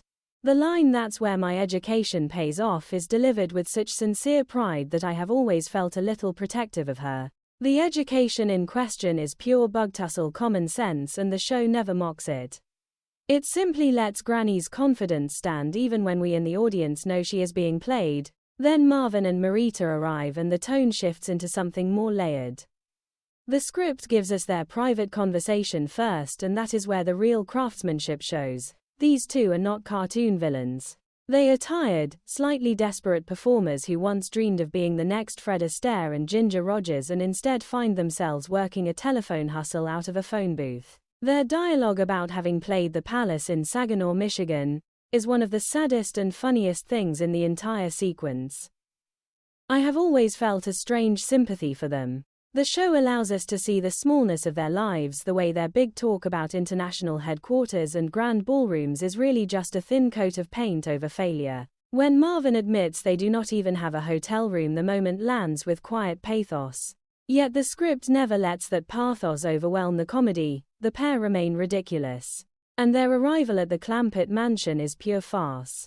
The first meeting between the con artists and the family is a masterclass in contrasting energies. Granny is already dressed up, already imagining a tall, handsome, distinguished gentleman who will bow low and ask for the pleasure of a dance. The reality is Marvin, who looks nothing of the sort. The exchange that follows is pure gold. Granny's resigned observation that at my age you have to take your ballroom dancing where you can get it is both funny and oddly touching. There is a lifetime of practical acceptance in that line. Irene Ryan delivers it with a little shrug of the shoulders that somehow contains both disappointment and determination. I have watched that moment dozens of times and it never fails to make me smile with genuine affection for the character. Jed's introduction of himself and Granny is typically understated. Buddy Ebsen had a gift for making stillness feel like strength, and here he simply stands polite and unhurried while the room swirls around him. When Marvin launches into his sales pitch about dancing lessons being the key to meeting people, new friendships and romance, Jed listens with that quiet measuring look that tells us he is already several steps ahead of the conversation. The decision to let Ellie Mae and Jethro take the lessons as well is pure Jed. He sees an opportunity for the young people to learn something new and he takes it without fuss. There is no grand speech about education or social improvement. He simply says he believes it will be good for them and the matter is settled. What follows is the beginning of the dance instruction, and here the physical comedy starts to bloom. The script gives us the image of Granny already eager, of Jethro more interested in the sandwich he is eating than in the steps of Ellie Mae bright-eyed and ready. The contrast between the supposed elegance of ballroom dancing and the Clampett approach to it is the heart of the humor. I have always believed that the show's comedy works best when it trusts the audience to enjoy the gap between aspiration and reality without ever punching down. The Clampetts are never stupid. They are simply operating from a different set of values, and the dance studio becomes a perfect arena for those values to collide with the polished world of Beverly Hills. Marvin's gradual admission that there is no grand ballroom, no international headquarters, and eventually no students is handled with remarkable delicacy. The script lets the truth come out in stages, first as a practical problem, then as a confession. When Jed responds not with anger but with an offer to let the lessons continue right there in the mansion, the moment feels almost radical in its kindness. I have always been moved by that generosity. In a lesser show, the discovery of the con would have led to confrontation and comeuppance. Here it leads to an open door. Jed's calm acceptance and Granny's eventual willingness to forgive the downright ungrateful students who abandoned Marvin and Marita speak to the moral center of the series. The Clampetts do not measure people by their bank accounts or their business licenses. They measure them by how they treat others, and once the truth is out, the former con artists are simply two more people in need of a little help. I find myself thinking every time I revisit this sequence about the larger cultural moment in which it was made. The middle 1960s were a time when traditional ideas of social grace and formal dancing were already beginning to feel old-fashioned. The twist had come and gone. The British invasion was reshaping popular music, yet here was a show still finding rich comedy in the idea of ballroom lessons, and doing so without nostalgia or bitterness. The Clampetts treat the lessons as a practical skill worth learning, not as a ticket into high society. That distinction matters. The show is never interested in turning the family into polished Beverly Hills residents. It is interested in watching what happens when their sturdy, unpretentious values meet the more fragile structures of urban life. The telephone con itself feels like a small time capsule. In an era before the internet, before endless digital scams, the dance studio telephone pitch was a recognizable piece of everyday American hustle. The script captures both the absurdity and the mild pathos of that hustle. Marvin and Marita are not monsters. They are simply people trying to keep a dream alive long after the dream has clearly failed. When they finally admit the truth and are met with kindness rather than fury, something quietly beautiful happens. The Clampett home becomes for a little while the very ballroom they claim to have lost. The irony is gentle and complete. I could linger for a long time on the way the family gathers around the idea of these free lessons. There is such innocent excitement in it. Granny has won something, and for a woman who has spent a lifetime working hard and expecting little in the way of prizes, that victory matters. Jethro sees an opportunity for fun and possibly for meeting girls. Ellie Mae is simply happy to try something new. Jed stands at the center of it all, calm and observant, already calculating how to turn a potential embarrassment into something useful. That family dynamic, that sense of people who genuinely like one another and look out for one another, is what has always made the show feel like home to me. Even the smallest details reward attention. The way Granny stalls the caller until Jed can arrive. The way Marvin tries to maintain the fiction of the grand ballroom even as it collapses around him. The way the family immediately begins practicing sandwiches and all. Each of these moments is written with a light touch that trusts the actors and the audience. There is no need for heavy explanation. The comedy arises naturally from character and situation. As I write this, I can still see Irene Ryan's face lighting up when she realizes she has answered the question correctly. I can still hear Buddy Ebsen's quiet, steady voice cutting through the noise. I can still feel the particular pleasure of watching a show that knows exactly who its characters are and never asks them to be anything else. The 5 free lessons are only the beginning of a longer story, but they already contain so much of what I love about the series: the kindness, the absurdity, the deep affection between the characters, and the gentle insistence that decency is more valuable than any grand ballroom. That is why this opening sequence still feels alive to me after all these years. It is not just a setup for later jokes. It is a small, complete portrait of a family that meets the world with open hands and open hearts even when the world arrives in the form of a slightly shady telephone offer. And every time I watch it I find myself grateful all over again that the Clampetts exist. I have always believed that the true heart of the Beverly Hillbillies reveals itself most clearly when the family tries to learn something the rest of the world takes for granted. Ballroom dancing is one of those things. In the polished drawing rooms of Beverly Hills it is a social skill, a mark of refinement, a way of moving through space with grace and control. In the Clampett mansion it becomes something far more wonderful and far more human, an occasion for pure, unself-conscious joy mixed with complete physical chaos. Every time I watch the family attempt to swing and sway under the dubious instruction of Marvin and Marita, I feel a surge of affection so strong it almost startles me. These scenes are not merely funny. They are tender, revealing, and strangely moving. The moment the music starts, the entire tone of the house changes. Granny is already in motion, her small frame charged with an energy that seems to belong to a much younger woman. Irene Ryan had a gift for making physical comedy look like pure character. When she throws herself into the steps, there is no hesitation, no self-consciousness, only the absolute determination to master this new skill. I can still see the way she holds her arms, the slight forward lean of her body, the fierce concentration on her face. She is not dancing for show, she is dancing because she has been told it is the key to meeting people and finding romance, and at her age she is not about to waste the opportunity. That combination of practical ambition and childlike enthusiasm is pure Granny, and it never fails to make me smile with real warmth. Jed stands a little apart at first, watching with that quiet, amused patience that Buddy Ebsen perfected. He does not rush to join, he simply observes the way a good father observes his children trying something new. When he finally steps in, it is with the same unhurried dignity he brings to every task. There is no attempt to look elegant. He moves the way Jed always moves, solid, grounded, completely himself.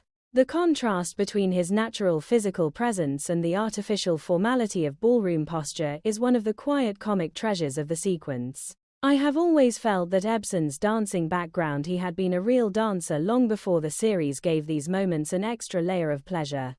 He knew exactly how to look slightly wrong in the most graceful way possible. Then there is Jethro. Oh, Jethro.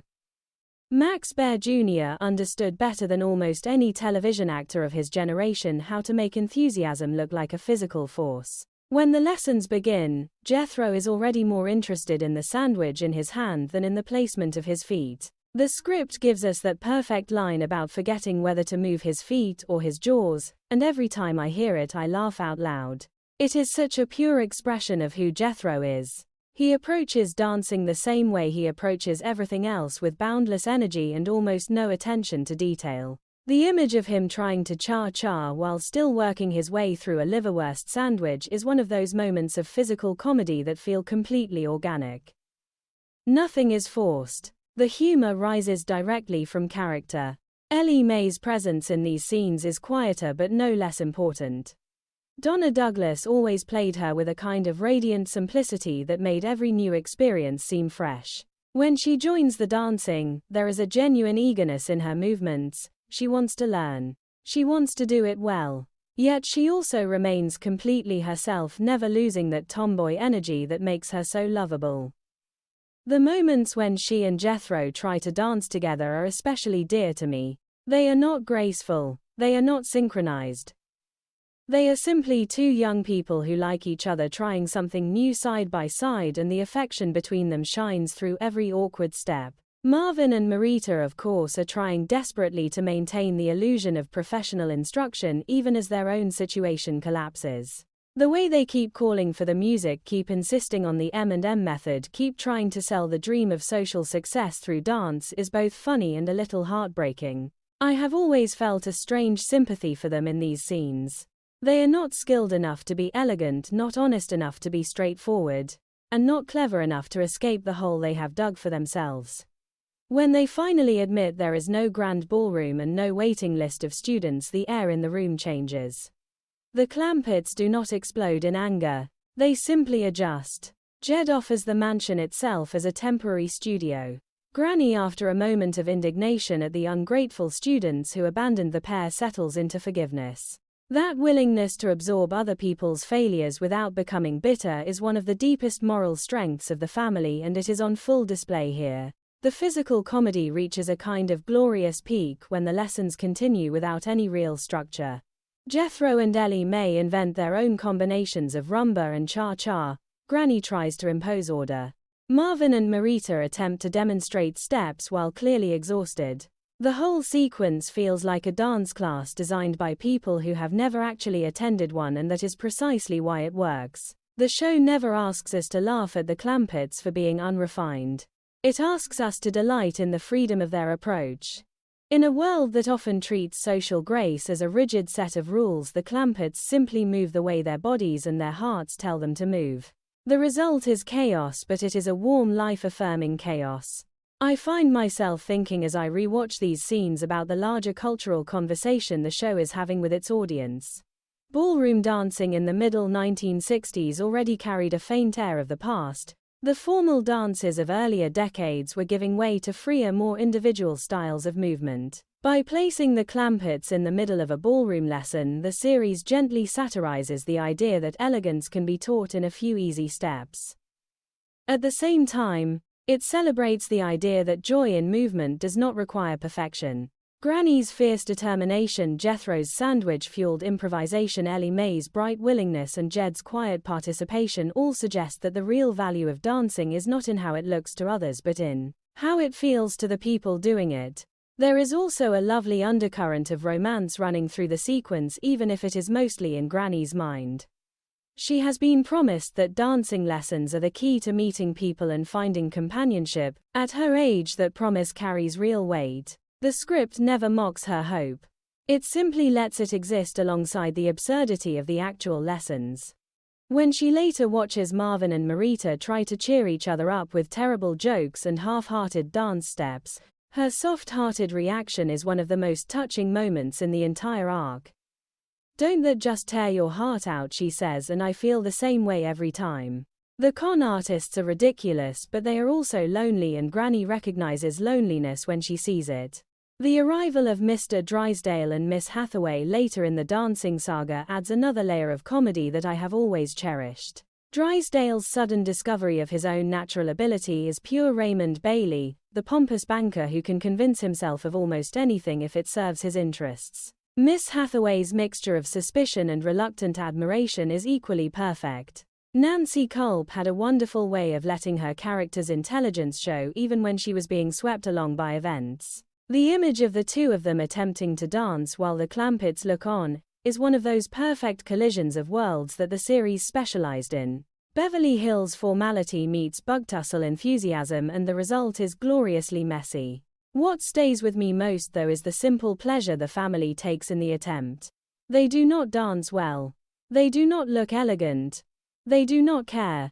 They are together, they are moving, and they are laughing. In a show that so often explores the differences between rural and urban values, these dance scenes feel like a quiet argument for the superiority of wholehearted participation over polished performance. The Clampetts may never master the rumba, but they understand something more important, that joy does not require an audience or a grand ballroom, it only requires willingness. I have watched these scenes more times than I can count, and they still make me happy in a deep, uncomplicated way. There is something healing about watching people try something new without fear of looking foolish. In our own time, when so much of life is curated and performed for others, the Clampetts' complete lack of self-consciousness feels almost radical. They dance because the music is playing and the opportunity is there. That is enough. As the lessons continue and the truth about Marvin and Marita's situation becomes clear, the mansion itself seems to expand to hold everyone.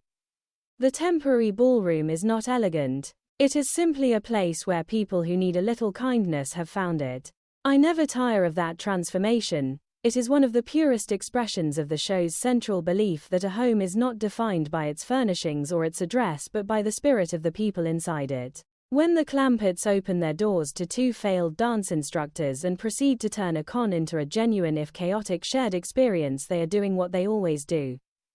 They are meeting the world with open hands. And every time the music starts again, every time Granny squares her shoulders and Jethro forgets which part of himself is supposed to be moving, I find myself smiling the same way I did as a boy. These people are not graceful, they are something better. They are alive, and they are together, and for a little while the grand ballroom of Beverly Hills has nothing on the living room of the Clampett mansion. I have always believed that the most revealing moments in the Beverly Hillbillies are the ones in which Jed Clampett simply decides to do something ordinary. There is no great crisis, no sudden windfall, no elaborate scheme. He just looks at the life he is living, feels a quiet restlessness, and goes out to find work. The sanitation engineer sequence is one of those moments, and it remains one of the purest expressions of the character's soul that the series ever gave us. Every time I watch Jed announce that he has hired himself out for wages, I feel a deep familiar warmth. This is the man at his most essential, modest, practical, and quietly determined to earn his keep. The scene begins in the bank with Mr. Drysdale in his usual state of high anxiety over the Clampett millions. Jed walks in looking cheerful, almost light-hearted, and asks to draw out a couple of dollars. The request is so small, so ordinary that Drysdale can barely process it. Then comes the explanation. Jed has gone down to the Department of Employment and taken a job. The way Buddy Ebsen delivers the news is a masterclass in understatement. There is no prideful chest-thumping, no self-pity, no sense that he is doing something remarkable. He simply states the facts. He wanted work that was outdoors, that involved moving around, that gave him exercise. They gave him a job riding on a truck, stopping beside big cans, heating them up and emptying them back into the truck. He is a sanitation engineer. I still smile at the careful dignity with which Jed uses that title. He does not say garbage man. He uses the language the employment office gave him, and he uses it without irony. In that single choice of words, the entire moral universe of the character is revealed. Work is work. If it is honest, if it allows a man to feel useful, then it has value. The fact that the job involves other people's leftovers does not diminish it in his eyes. If anything, the practical nature of the task seems to please him. He mentions the Social Security and retirement deductions with genuine satisfaction. A portion of every paycheck will be set aside for the future. To Jed, that is not a burden. It is proof that he is participating in the ordinary systems of working life like any other man. Drysdale's reaction is of course pure panic. Raymond Bailey plays the moment with the kind of rising hysteria that made the character so memorable. The idea that the man who controls $62 million is going to spend his days hanging off the back of a garbage truck is almost more than the banker can bear. He sees social humiliation, bad publicity, the collapse of everything he has carefully constructed around the Clampett fortune. Yet the script is careful never to let Drysdale's snobbery become the final word. Jed remains calm, pleasant, and completely unmoved by the banker's horror. He has found something that feels right to him, and that is enough. What moves me most in these scenes is the quiet philosophy of labor that Jed carries. He has more money than he could ever spend, yet he still believes that a man needs to earn his keep in order to be happy. That belief is not presented as quaint or naive. It is presented as wisdom. In a decade when many Americans were beginning to question traditional ideas of work and success, the show offered this gentle, steady counterpoint. Jed does not work because he has to. He works because idleness does not sit well with his sense of himself. The garbage truck is not a step down, it is a step toward feeling useful again. The family's response is equally telling. Granny is proud, she likes the look of a man in uniform. There is a lovely little moment when she admits that seeing Jed dressed for work makes her heart beat a little faster. Irene Ryan delivers the line with a mixture of affection and old-fashioned romanticism that feels completely true to the character. Ellie Mae and Jethro treat the new job as another adventure. They are ready to celebrate, ready to fetch the truck, ready to make a fuss. No one in the family suggests that the work is beneath him. That collective acceptance is one of the show's great strengths. The Clampetts do not measure a person's worth by the prestige of their occupation, they measure it by whether the person is willing to do what needs doing. I find myself thinking every time I revisit this arc about the larger American conversation the show is quietly joining. The middle 1960s were full of debates about automation, about the changing nature of work, about what it meant to be a productive citizen. Against that backdrop, Jed's decision to take a job that involves actual physical labor and actual contact with the leftovers of daily life feels almost radical. He is not seeking status. He is seeking the simple satisfaction of finishing a task. When he talks about the Social Security deductions, there is a note of real contentment in his voice. He is part of something larger than himself, something that will continue even after he is gone. For a man who has already lived through poverty and sudden wealth, that continuity matters. The comic machinery of the sequence is of course delightful. Drysdale's desperate attempts to find Jed a more suitable position, the phone calls to John Brewster, the mounting sense that the banker is losing control of the situation, all of it plays out with the show's characteristic lightness. Yet underneath the comedy there is a steady moral current. Jed is not being difficult.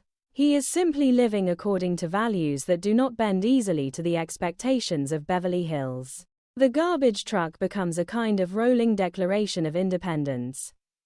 As long as he is willing to ride it, no amount of money or social pressure can make him into something he is not.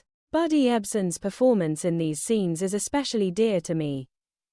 He had a way of making stillness feel like strength. When Jed stands in the bank and calmly describes his new duties, there is no defensiveness in his posture. He is not arguing for the dignity of the work. He is simply inhabiting it. That quiet confidence is what makes the character so enduring. In a lesser actor, the same lines might have felt sentimental or preachy. Ebsen makes them feel like the most natural thing in the world. I also love the small practical details the script includes. Jed mentions that the job is outdoors, that it involves moving around, that it will give him exercise. These are not the concerns of a man playing at work, they are the concerns of someone who understands his own body and his own need for activity. Even in wealth, he remains connected to the physical world in a way that many of the show's richer characters are not. That connection is part of what makes him so appealing. He has not been softened by comfort. He still knows the satisfaction of finishing a hard day's labor. As the sequence moves forward and Drysdale begins to plot a more respectable alternative, the tension between the two men becomes a quiet study in different kinds of power. Drysdale has institutional power, social power, the power of money and connections. Jed has the power of a clear conscience and an unshakable sense of self. In the end, that second kind of power proves more durable. The banker can scheme and maneuver all he likes, but he cannot make Jed ashamed of honest work. That refusal to be ashamed is one of the most radical things the character ever does. I have watched this arc more times than I can count, and it never loses its hold on me. There is something deeply reassuring about watching a man who has every reason to rest choose instead to work. In our own time, when so many conversations about labor are framed in terms of status or resentment, Jed's simple desire to be useful feels like a quiet gift. He does not need the job. He wants it. That distinction matters more than any title or paycheck. When he finally puts on the uniform and prepares to leave for his first day, the family gathers around him with the same mixture of pride and mild chaos that marks all their important moments. Granny is ready to celebrate. The young people are ready to help. Jed himself remains calm, almost matter of fact. He is going to work. That is all. And somehow in that simple declaration the entire moral center of the series is affirmed once again. The sanitation engineer episode is not the flashiest chapter in the Clampett story. It does not have the broad physical comedy of the dance lessons or the celebrity sparkle of the Gloria Swanson visit. What it has is something rarer, a clear, steady portrait of a man who knows who he is and refuses to let wealth rewrite that knowledge. Every time I return to it, I find myself grateful for the reminder. Honest work still matters. Usefulness still matters. And a man who understands those things will always have something that no amount of money can buy. I have always cherished the particular comedy that arises when Jed Clampett is placed in a room full of men who believe they understand power. The board of directors sequence is one of the purest examples of that comedy, and every time I return to it, I feel a fresh wave of affection for the way the show handles the collision. What begins as a desperate attempt by Mr. Drysdale and John Brewster to keep Jed safely occupied becomes in the space of a single meeting a quiet demonstration of how little the trappings of corporate authority mean when they are set beside simple human presence. The machinery of the plot is set in motion by panic. Drysdale cannot bear the thought of his most important depositor riding the back of a garbage truck. Brewster, whose largest oil field sits on Clampett land, is equally uneasy. Between them they arrive at what they consider a perfect solution: make Jed a director of OK Oil. The position will sound important. It will keep him busy. It will, above all, keep him out of the kind of work that might embarrass the delicate social fabric of Beverly Hills. I never tire of the quiet cynicism in that calculation. The two men are not trying to honor Jed, they are trying to contain him. The beauty of the sequence is that Jed walks into their carefully arranged trap and without the slightest effort turns it into something else entirely. His arrival at the company offices is pure Clampett. He has brought his tools. He does not know exactly what a director does, so he has prepared for any eventuality. The image of Buddy Ebsen wandering the corridors like a cow in a cornfield, tools in hand, looking for something useful to do, is one of those perfect visual jokes that the series specialized in. There is no arrogance in his confusion. There is only a practical man's desire to be ready. When he finally finds the boardroom, the contrast between his open, slightly puzzled demeanor and the stiff formality of the assembled directors is immediate and delightful. The meeting itself is a small masterpiece of escalating absurdity. Brewster attempts to present Jed as a natural candidate by virtue of the oil that has made the company successful. The other directors are polite but unconvinced. Then E.W. Bratner, the man they call the Wolverine, takes the floor. His objection is blunt and on its own terms perfectly reasonable. Owning valuable real estate does not qualify a man to direct a multifaceted industrial complex. He asks Jed what positions he has held. Jed answers with the same calm honesty he brings to every conversation. Yesterday, he was a sanitation engineer. Bratner presses for clarification. Jed explains, still without any trace of shame, that the work involved collecting table scraps and leftovers on a truck. The room freezes. Bratner declares that he will not elect a garbage man to the board, and then the decisive fact lands. Someone mentions the $62 million. The change in atmosphere is almost physical. Suddenly the same man who was unacceptable becomes not only acceptable but desirable. Bratner's reversal is swift and complete. Any garbage man who can collect $62 million, he announces, must have something on the ball. The vote is taken. Jed is elected unanimously. I have watched that turnaround more times than I can count, and it never loses its edge. The show does not need to underline the hypocrisy, it simply lets the moment stand, and the laughter that follows is edged with recognition. What I love most about Buddy Ebsen's work in this scene is the complete absence of triumph. Jed does not smirk, he does not look around the table with any sense of victory. He accepts the directorship the same way he accepted the sanitation job as a task that has been placed in front of him. When the formalities are finished, his first practical thought is the loose carpeting in the hallway. He offers to fix it. The directors, of course, assure him that more important matters require his attention. The exchange is brief, but it contains an entire philosophy. Jed's instinct is to make the physical world around him better. Their instinct is to keep him in the realm of abstract authority. The gap between those two instincts is the quiet engine of the comedy. The arrival of the rest of the family only deepens the pleasure. Granny appears with a basket of celebrating victuals, including pickled hawk eggs. The directors, already unsettled by the morning's events, can barely bring themselves to touch the food. Jethro and Ellie Mae treat the boardroom like any other new place they have been invited to explore. The formality of the setting means nothing to them. They have come to watch Uncle Jed direct, and they are ready to be impressed by whatever that turns out to mean. The collision of their open curiosity with the stiff corporate atmosphere is pure delight. I find myself returning often to the larger implications of the sequence. In the middle 1960s, the corporate boardroom had already become a potent symbol of American power. To place Jed Clampett inside one is to ask a gentle but persistent question about what that power is actually worth. The directors are men who understand balance sheets, leases, and the language of profit. Jed understands work that leaves a man tired at the end of the day and the simple satisfaction of a job finished well. When the two ways of seeing the world meet, it is not Jed who looks diminished. It is the boardroom that suddenly seems a little smaller, a little more arbitrary. The script's handling of Bratner is especially sharp. He is not a villain. He is simply a man who believes in the ordinary credentials of corporate life. His initial refusal to accept a former garbage man is in its way honest. His sudden conversion upon learning of the 62 million is equally honest in its cynicism. The show does not need to punish him. It only needs to let the audience watch the calculation happen in real time. The laughter that follows is the laughter of recognition. We have all seen versions of that calculation in the world beyond the screen.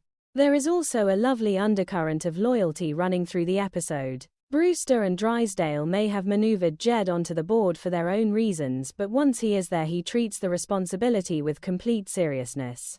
When he later realizes that the company is struggling to find new wells, his first thought is of the old root cellar well on his own land.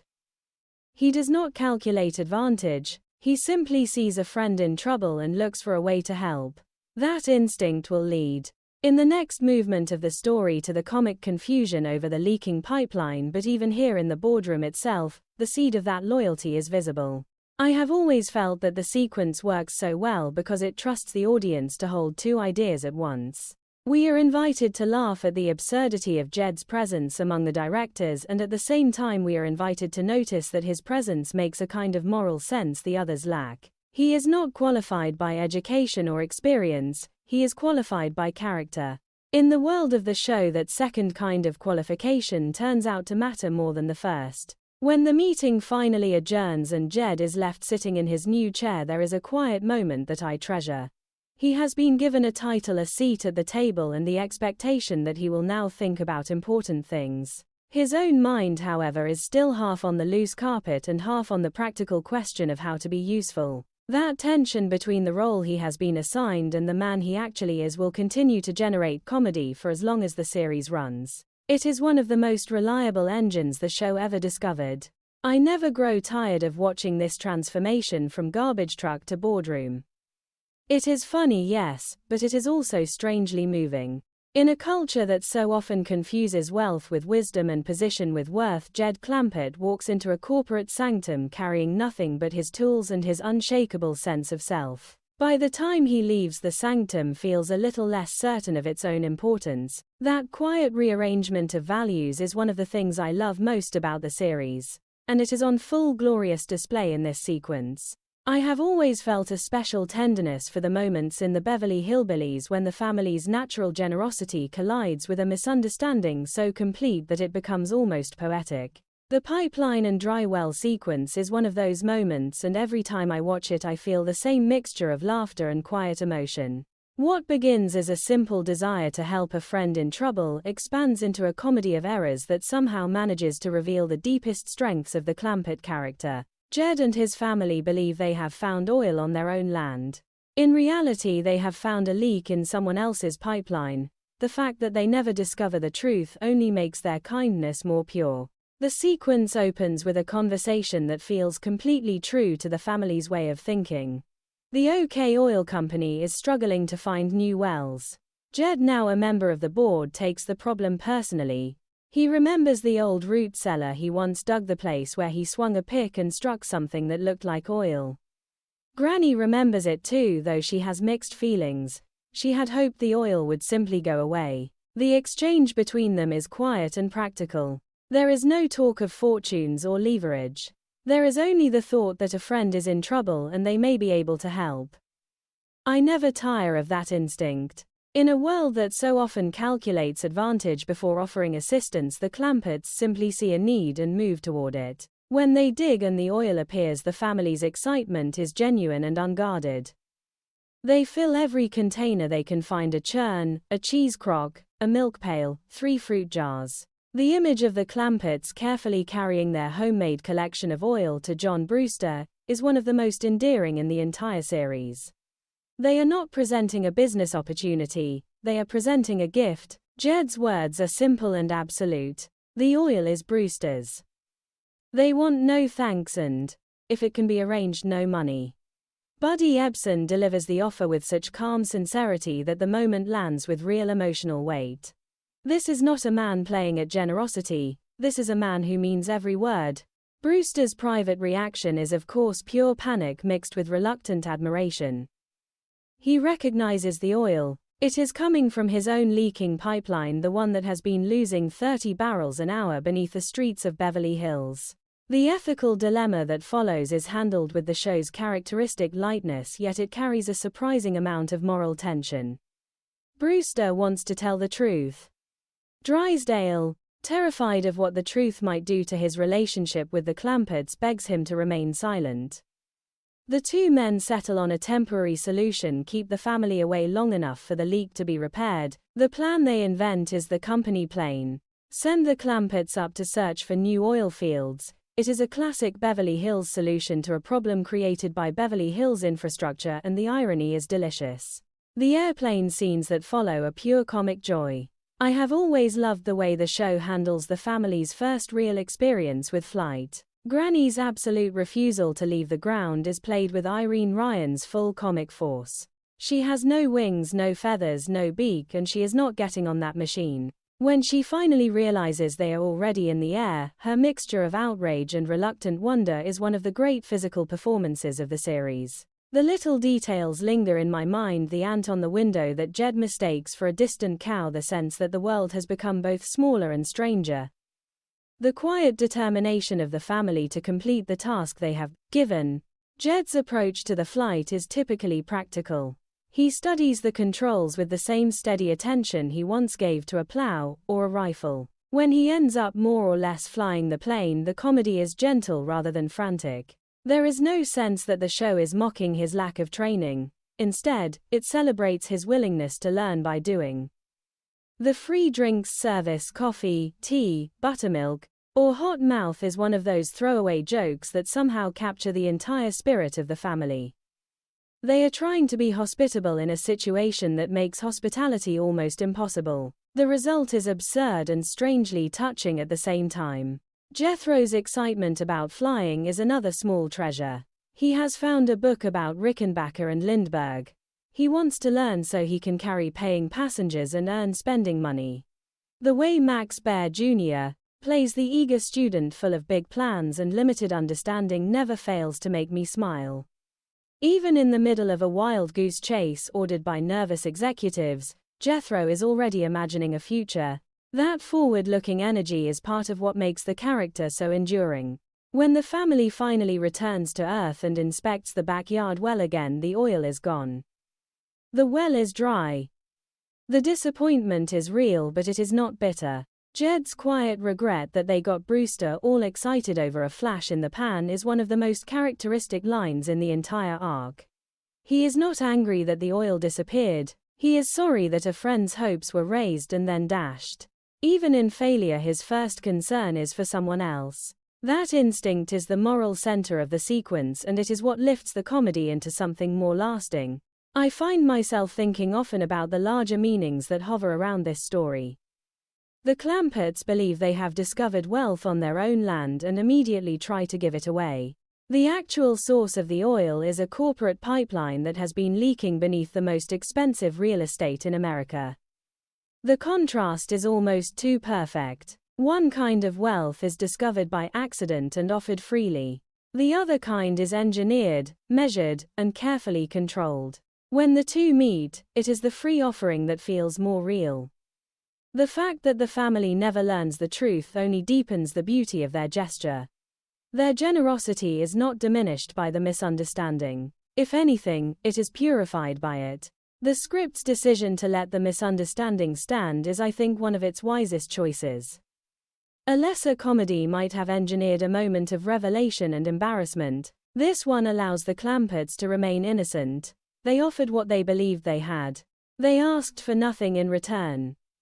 The rest of the world can keep its complications and its cover-ups.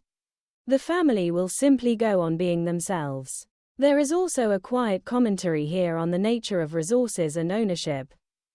The oil that the Clampetts carry in their churns and jars is in a literal sense already Brewster's. Yet the spirit in which they offer it transforms the transaction into something that corporate language cannot easily describe. It is not a lease or a royalty agreement, it is a gift. In the moral universe of the show, that distinction matters more than any geological survey. As the sequence draws to a close, I always feel a small ache of affection for everyone involved, for Jed, who only wanted to help, for Granny, who went along despite her misgivings, for the young people who treated the whole adventure as another chance to be useful, for Brewster and Drysdale, who are left holding a secret they are not entirely proud of. The comedy has been rich, but the underlying emotion is gentler than laughter alone can express. I never grow tired of this story. It reminds me that the Clampetts' greatest wealth has never been the oil under their land. It has always been the instinct to share whatever they find, even when what they find turns out to belong to someone else. The instinct itself remains pure. In a series full of elaborate misunderstandings, this one feels especially close to the heart of what the show believes about human beings at their best. I have always held a special place in my heart for the moments when Granny Moses decides that romance is still worth the trouble. There is something uniquely joyful about watching Irene Ryan approach the subject of courtship with the same fierce practicality she brings to everything else in her life. The sequence in which she finds herself the object of attention from two rival bankers, John Cushing and Lowell Farquhar, is one of the richest and most affectionate comic explorations of late-life desire that the series ever attempted. Every time I return to it, I feel a fresh wave of delight mixed with real tenderness. Granny is not playing at being young. She is simply refusing to believe that the possibility of companionship has an expiration date. The story begins with a quiet knock at the door and the arrival of John Cushing. He is polished, slightly nervous, and clearly aware that he is stepping into complicated territory. His invitation for a drive in the country is delivered with careful charm. Granny's response is pure delight. She is ready to change her clothes at once. The speed with which she accepts the invitation tells us everything about how long it has been since someone paid her that kind of attention. Irene Ryan plays the moment with a mixture of girlish excitement and hard-won dignity that never fails to move me. She is not foolish. She is hopeful. The distinction matters. Drysdale's reaction to the news is of course volcanic. The idea that a rival banker might be using romance to pry the Clampett millions away from the Commerce Bank is almost more than he can bear. Raymond Bailey's performance in these scenes is a masterclass in comic desperation. He paces, he fumes, he declares that Cushing's tactics are unfair precisely because the man is single and therefore free to pursue Granny without the millstone of a wife. The line about Margaret is both cruel and revealing. Drysdale's own marriage is a burden he carries with open resentment, and the contrast with Cushing's bachelor freedom only sharpens his panic. Yet even in his fury there is a strange kind of respect for Granny's power. He knows that her share of the fortune is large enough to change the balance of banking power in Beverly Hills. That knowledge drives every move he makes.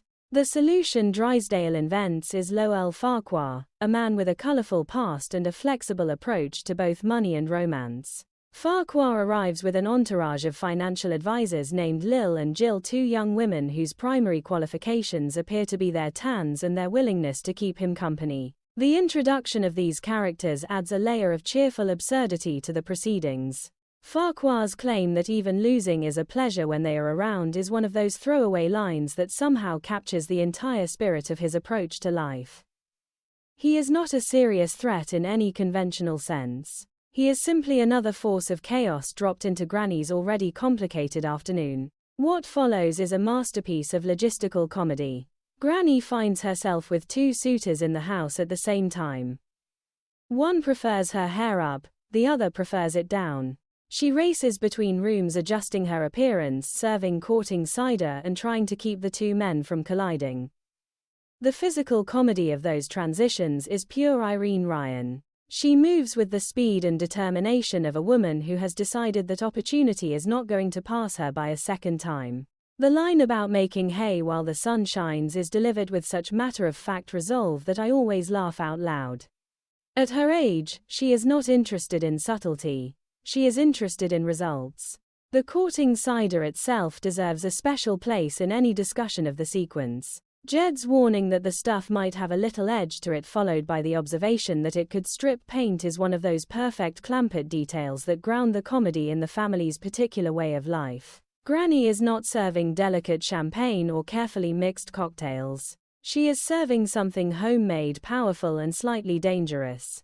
The cider becomes a kind of character in its own right, a liquid expression of the unrefined energy she brings to the entire romantic adventure. When she later worries about ending up with another stuffed animal, the fear is both practical and poignant.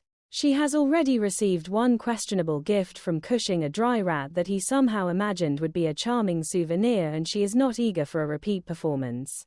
I find myself returning again and again to the emotional core of these scenes. Beneath the frantic hair changes and the rival bankers and the strong cider, there is a woman who has spent most of her life being useful rather than pursued. The sudden attention is intoxicating, but it is also confusing. At one point, Granny admits to Jed that she cannot tell whether the men are after her looks or her money. The honesty of that admission is one of the most touching moments in the entire arc. She is not naive. She understands the calculations that wealth introduces into human relationships, yet she is still willing to take the risk. That willingness feels brave to me every time I watch it. Jed's role in the sequence is characteristically quiet and supportive.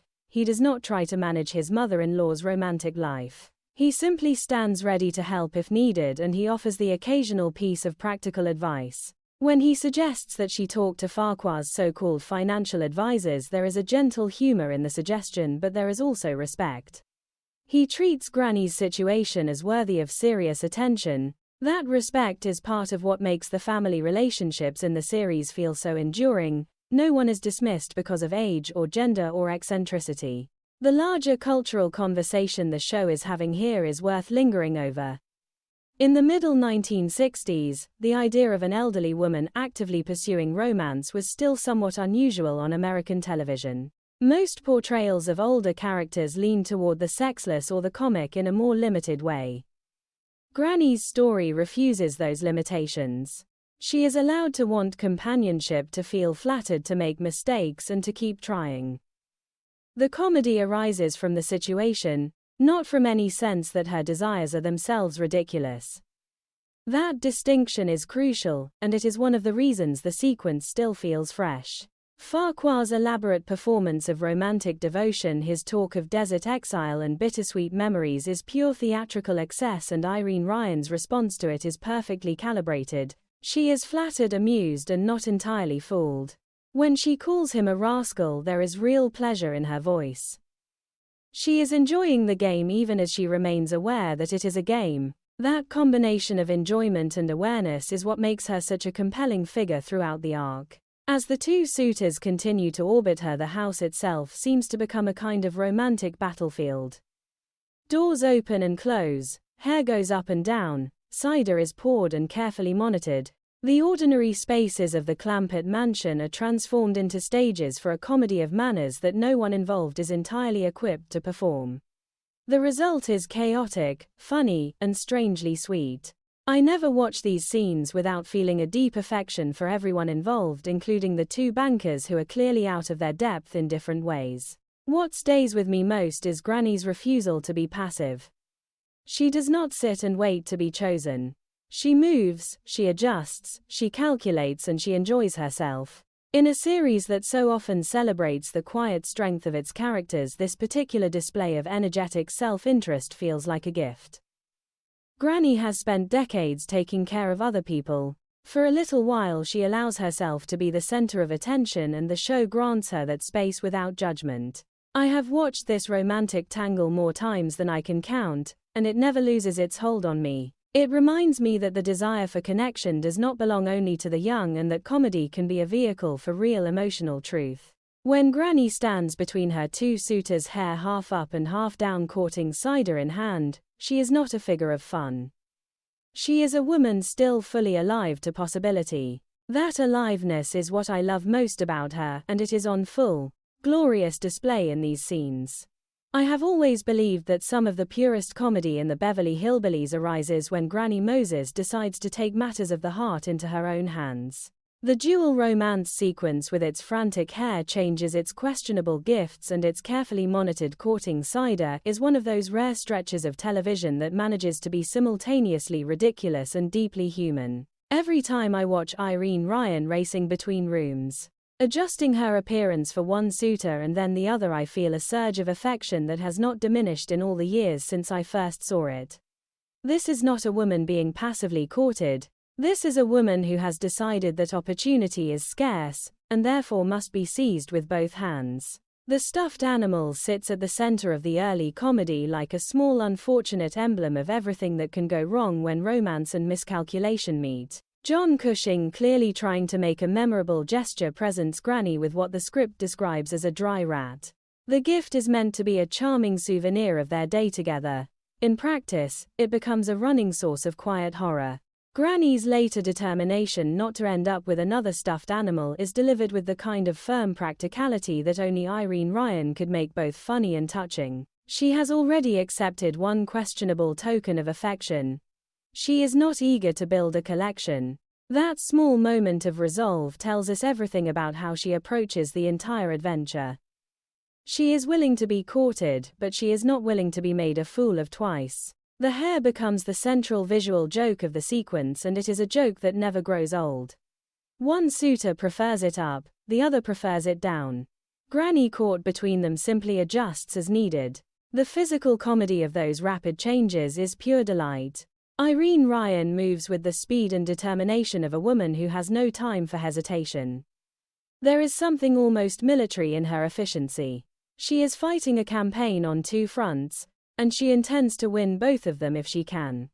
When she tells Jed that she has to make hay while the sun shines because it has been cloudy for a lot of years, the line lands with real emotional weight beneath the laughter. This is not mere greed for attention. This is a woman who has waited a long time for the weather to clear. The courting cider deserves its own careful attention. Jed's warning that the brew might have a little edge to it, followed by the observation that it could strip paint, is one of those perfect Clampett details that ground even the most frantic comedy in the family's particular way of life. Granny is not serving the delicate refreshments of Beverly Hills society. She is serving something homemade, powerful, and slightly dangerous. The cider becomes a kind of character in the story, a liquid expression of the unrefined energy she brings to the romantic battlefield. When she later instructs that it be returned to its cage with care, the moment is both practical and strangely tender. She understands the power of what she is offering, and she intends to deploy it strategically. I find myself lingering often on the emotional honesty that runs beneath all the chaos. At one point, Granny admits to Jed that she cannot decide whether the men are interested in her looks or her money. The admission is quiet, almost offhand, yet it carries a lifetime of clear-eyed observation. She is not naive about the calculations that wealth introduces into human relationships. She has lived too long and seen too much to pretend otherwise. Yet she is still willing to proceed. That combination of realism and hope is what makes her so compelling in these scenes. She knows the risks, and she takes them anyway. Jed's presence throughout the sequence is a steadying force. He does not try to control his mother-in-law's romantic life. He simply remains available, offering the occasional piece of practical advice and the occasional quiet warning. When he suggests that she consult Farquhar's so-called financial advisors, there is gentle humor in the suggestion, but there is also respect. He treats her situation as worthy of serious attention. That respect is part of the deep moral fabric of the family. No one is dismissed because of age. No one is treated as a child. Granny's desires are allowed to stand as real and legitimate even when they create logistical nightmares for everyone around her. The arrival of Lowell Farquhar with Lil and Jill adds another layer of cheerful disorder. The two young women presented as financial advisors are clearly more ornamental than useful, yet Farquhar insists that even losing is a pleasure when they are around. The line is pure comic gold, and it captures the entire spirit of his approach to life. He is not a serious strategist. He is a man who has learned to enjoy the chaos he creates. Granny's response to his elaborate romantic rhetoric, his talk of desert exile and bittersweet memories, is perfectly calibrated. She is flattered, amused, and not entirely taken in. When she calls him a rascal, there is real pleasure in her voice. She is enjoying the performance even as she remains aware that it is a performance. The logistical comedy of keeping the two men separated reaches its peak when both are in the house at the same time. Granny becomes a kind of one-woman relay team, moving from room to room, adjusting her hair, managing the cider and trying to prevent a direct confrontation. The physical performance Irene Ryan gives in these moments is a masterclass in controlled frenzy. She is never truly out of control. She is simply operating at a speed that the rest of the world cannot match. Watching her, I always feel a kind of awe mixed with the laughter.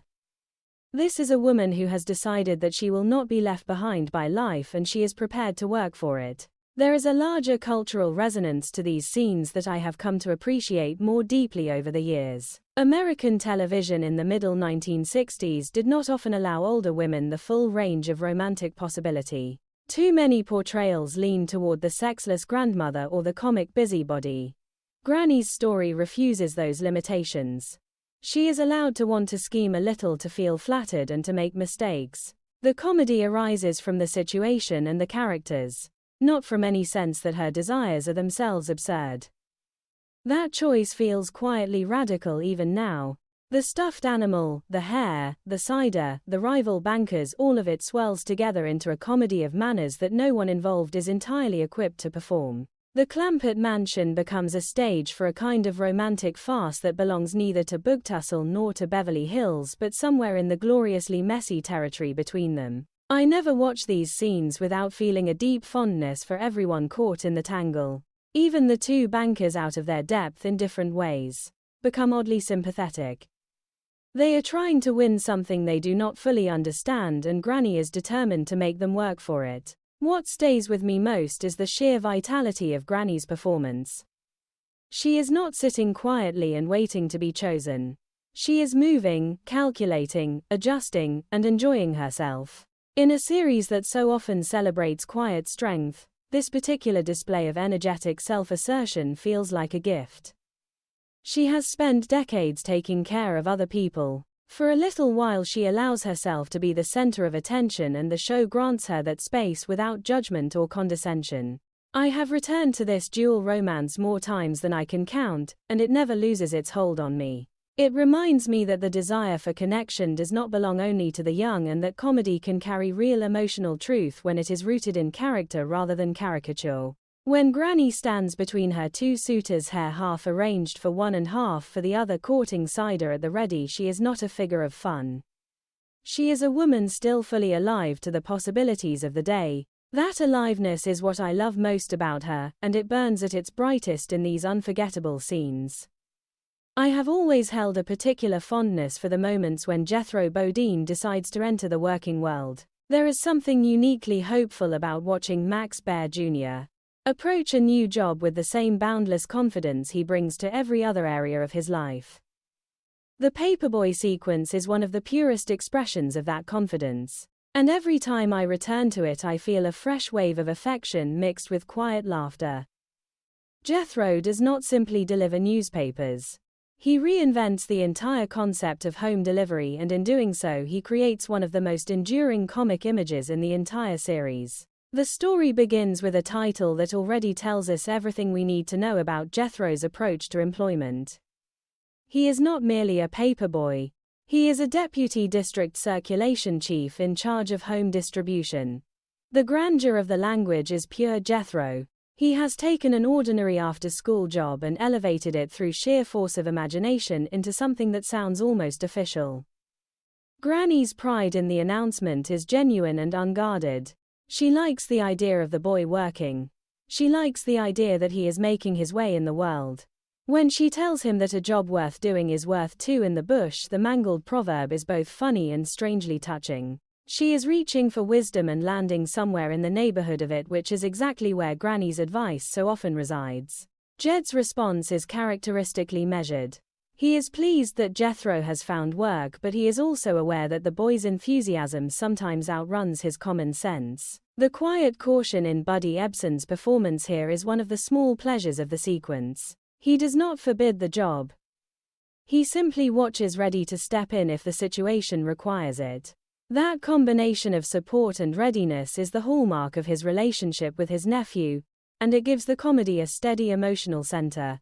The real comic engine of the sequence is of course the method of delivery. Jethro has decided that walking a newspaper up to each front door is inefficient. The houses of Beverly Hills sit too far back from the street. A 10-minute walk for each delivery would consume the entire day. His solution is beautifully simple and completely insane. He wraps the newspapers around roofing tile slates that have, he claims, fallen of their own accord from Mr. Drysdale's roof and then hurls them with all his considerable strength. The papers can sail a mile. The image of Jethro winding up and letting fly is one of those perfect physical jokes that the series specialized in. There is no malice in it. There is only the pure unfiltered logic of a young man who has identified a problem and solved it in the most direct way possible. I never watch these scenes without thinking about the particular genius of Max Baer Jr.'s performance. He plays Jethro's pride in the system with complete sincerity. There is no wink at the audience, no sense that the character knows how absurd he is being. He has invented a better way to deliver newspapers and he is justifiably pleased with himself. That sincerity is what makes the comedy land so cleanly. We laugh at the method, but we never laugh at the boy's desire to do the job well. The distinction is crucial, and it is one of the reasons the character remains so lovable after all these years. The family's reaction to the roofing tile innovation is a masterclass in Clampett dynamics. Granny is impressed by the practicality of it. Ellie Mae wants to help. Jed maintains a careful silence that somehow communicates both amusement and mild concern. No one suggests that throwing heavy objects at the elegant homes of Beverly Hills might be a bad idea. They simply accept that this is how Jethro has chosen to work and they prepare to live with the consequences. That acceptance is part of the deep moral fabric of the family. They do not try to reshape one another into more conventional forms, they make room for the shapes that already exist. The fact that the tiles came from Drysdale's roof adds an extra layer of quiet satisfaction to the joke. Jethro insists they fell by themselves. The audience is free to believe otherwise. The image of the banker's own roofing materials being used to bombard the neighborhood with newspapers is one of those small perfect ironies that the show delighted in. Drysdale spends so much of his life trying to control the Clampetts' impact on Beverly Hills. Here, without even knowing it, he is contributing the ammunition. I find myself lingering on the larger meanings that hover around this story. In the middle 1960s, the newspaper still held a central place in American daily life. The arrival of the morning paper was a ritual, a connection to the wider world. By placing Jethro in the middle of that ritual and then allowing him to reinvent it, the show gently satirizes both the formality of Beverly Hills and the boundless American faith in better methods. Jethro's system is not better by any conventional measure, it is simply more Jethro. That insistence on doing things his own way even when the results are chaotic feels like a quiet celebration of individuality. The sequence also serves as a bridge to the Gloria Swanson story that follows, and the transition is handled with the show's characteristic lightness. Jethro comes home with an extra paper and the news that Gloria Swanson lives on his route. The family gathers around the story of the auction and the planned demolition of her estate. Granny's immediate emotional response, her determination to go and hold off the sheriff, is pure and unfiltered. Yet even in the middle of that larger drama, the memory of the paper route lingers. Jethro has become a newspaperman, at least in his own mind, and the family treats the development with complete seriousness. What I love most about these scenes is the complete absence of condescension. The show never asks us to feel superior to Jethro for his methods. It simply invites us to enjoy the spectacle of a young man who has found a problem and solved it according to his own lights. In a culture that so often demands conformity in the name of efficiency, that stubborn originality feels almost radical. Jethro will never be a conventional employee. He will always find a way to make the job uniquely his own. The paper route is simply the latest canvas for that impulse. The physical comedy of the deliveries themselves is left largely to the imagination, which is a wise choice. We do not need to see every newspaper crashing onto every porch. The description is enough. Our minds supply the rest, the elegant facades of Beverly Hills homes, the sudden appearance of a tightly wrapped projectile, the distant sound of impact. The joke expands in the space between what is shown and what is suggested, and that expansion is part of its lasting power. As the sequence draws toward its connection with the Swanson story, I always feel a small surge of gratitude for the way the show trusts its characters. Jethro is allowed to be proud of his work. The family is allowed to be proud of him. The fact that the work involves turning roofing tiles into delivery systems is simply another detail in the ongoing adventure of their lives. No one is diminished by it. If anything, the world of Beverly Hills is made a little more interesting by his presence. I have watched Jethro's paper route more times than I can count, and it never fails to make me smile. It reminds me that enthusiasm is its own kind of intelligence, and that the desire to do a job well can take forms that no employment manual would ever endorse. When Jethro stands in the living room full of pride in his new title and his innovative methods, he is not a figure of fun. He is a young man trying to make his way, and the show grants him the full dignity of that effort, even as it laughs at the particular shape the effort takes. That combination of laughter and respect is one of the things I love most about the Beverly Hillbillies. It is on full display in these scenes, and it is why I return to them with such consistent pleasure. Jethro Bodine, Deputy District Circulation Chief, armed with newspapers and roofing tiles, remains one of the great comic creations of American television. I would not change a single throw. I have always felt that the Gloria Swanson sequence is one of the most emotionally generous stretches of television the Beverly Hillbillies ever produced. There is a particular kind of tenderness that arises when the Clampett family encounters a figure from the larger world of fame and assumes with complete sincerity that she is in need of rescue. Every time I watch them gather around the newspaper, read the story of the auction and the planned demolition, and then set out in their Sunday best to stand beside a woman they believe has been abandoned, I feel a tightening in my chest that is equal parts laughter and real feeling. This is the family at its most characteristic, loyal, literal, and utterly incapable of passing by what they perceive as injustice. The story reaches them through Jethro's paper route, which makes the connection feel almost fated. He comes home with the news that Gloria Swanson lives on his delivery path and that her estate is about to be turned into a golf course. The newspaper account of the auction of her possessions lands in the Clampett living room like a small bomb. Granny's reaction is immediate and absolute. She has always felt a special closeness to Swanson. She has said more times than the family can count that the two of them look alike. The claim is delivered with such conviction that no one bothers to argue with it anymore. Irene Ryan plays the moment with a mixture of personal identification and fierce protectiveness that never fails to move me. This is not abstract fandom. This is a woman who believes a kindred spirit is being pushed out of her home and she is not going to stand for it. Jed's response is quieter but no less determined. He will not allow the family to charge up to the mansion like a band of bounty hunters. They will go as neighbors. They will dress in their Sunday best so that Miss Swanson will know they are people of goodwill. The distinction is pure Jed. Even in the middle of what he believes is a rescue mission, he is thinking about dignity, both the families and the woman they are going to see. Buddy Ebsen's calm authority in these moments is one of the great stabilizing forces of the series. He does not dismiss Granny's emotion, he simply shapes it into something that can be offered with respect. The arrival at the Swanson estate is handled with the show's characteristic eye for contrast. The house is vast, more than twice the size of the Clampett mansion, and the family takes it in with open wonder. Jed's quiet observation that he is nothing but a plain, scrubby, everyday millionaire is one of those perfect lines that capture the entire spirit of the character. He is not diminished by the grandeur around him. He is simply measuring it against the only scale that has ever mattered to him. The children are wide-eyed. Granny is already looking for the woman she has come to defend. What follows is a masterpiece of crossed purposes. The movers are clearing the house for the auction. The Clampetts assume they are witnessing a forced eviction. When they try to stop the removal of the furniture, the collision of intentions is both funny and strangely poignant. Gloria Swanson herself appears gracious, slightly bewildered, and far more in control of her situation than the family can imagine. The script gives her a warmth that feels genuine.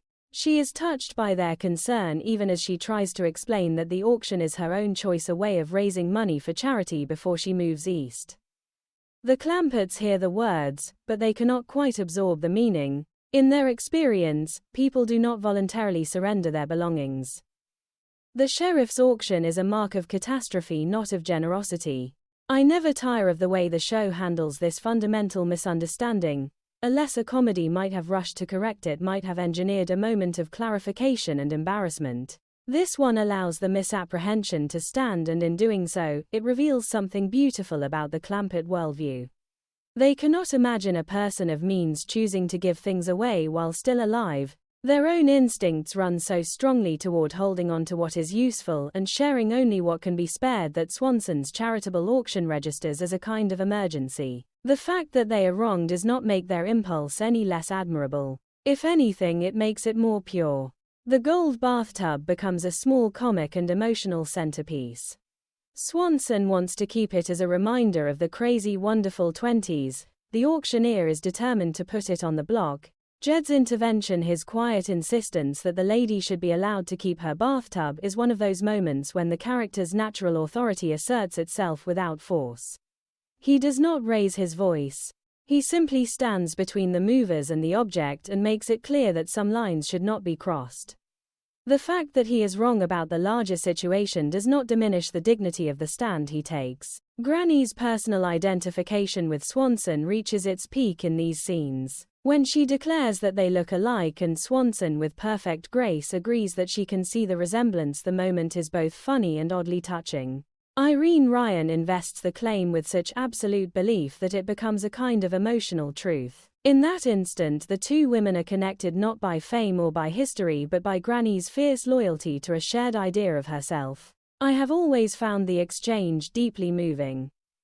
It is one of the purest expressions of the show's belief that human connection can leap across any distance of wealth or celebrity. The cat skin coat provides another of those perfect Clampett interpretations.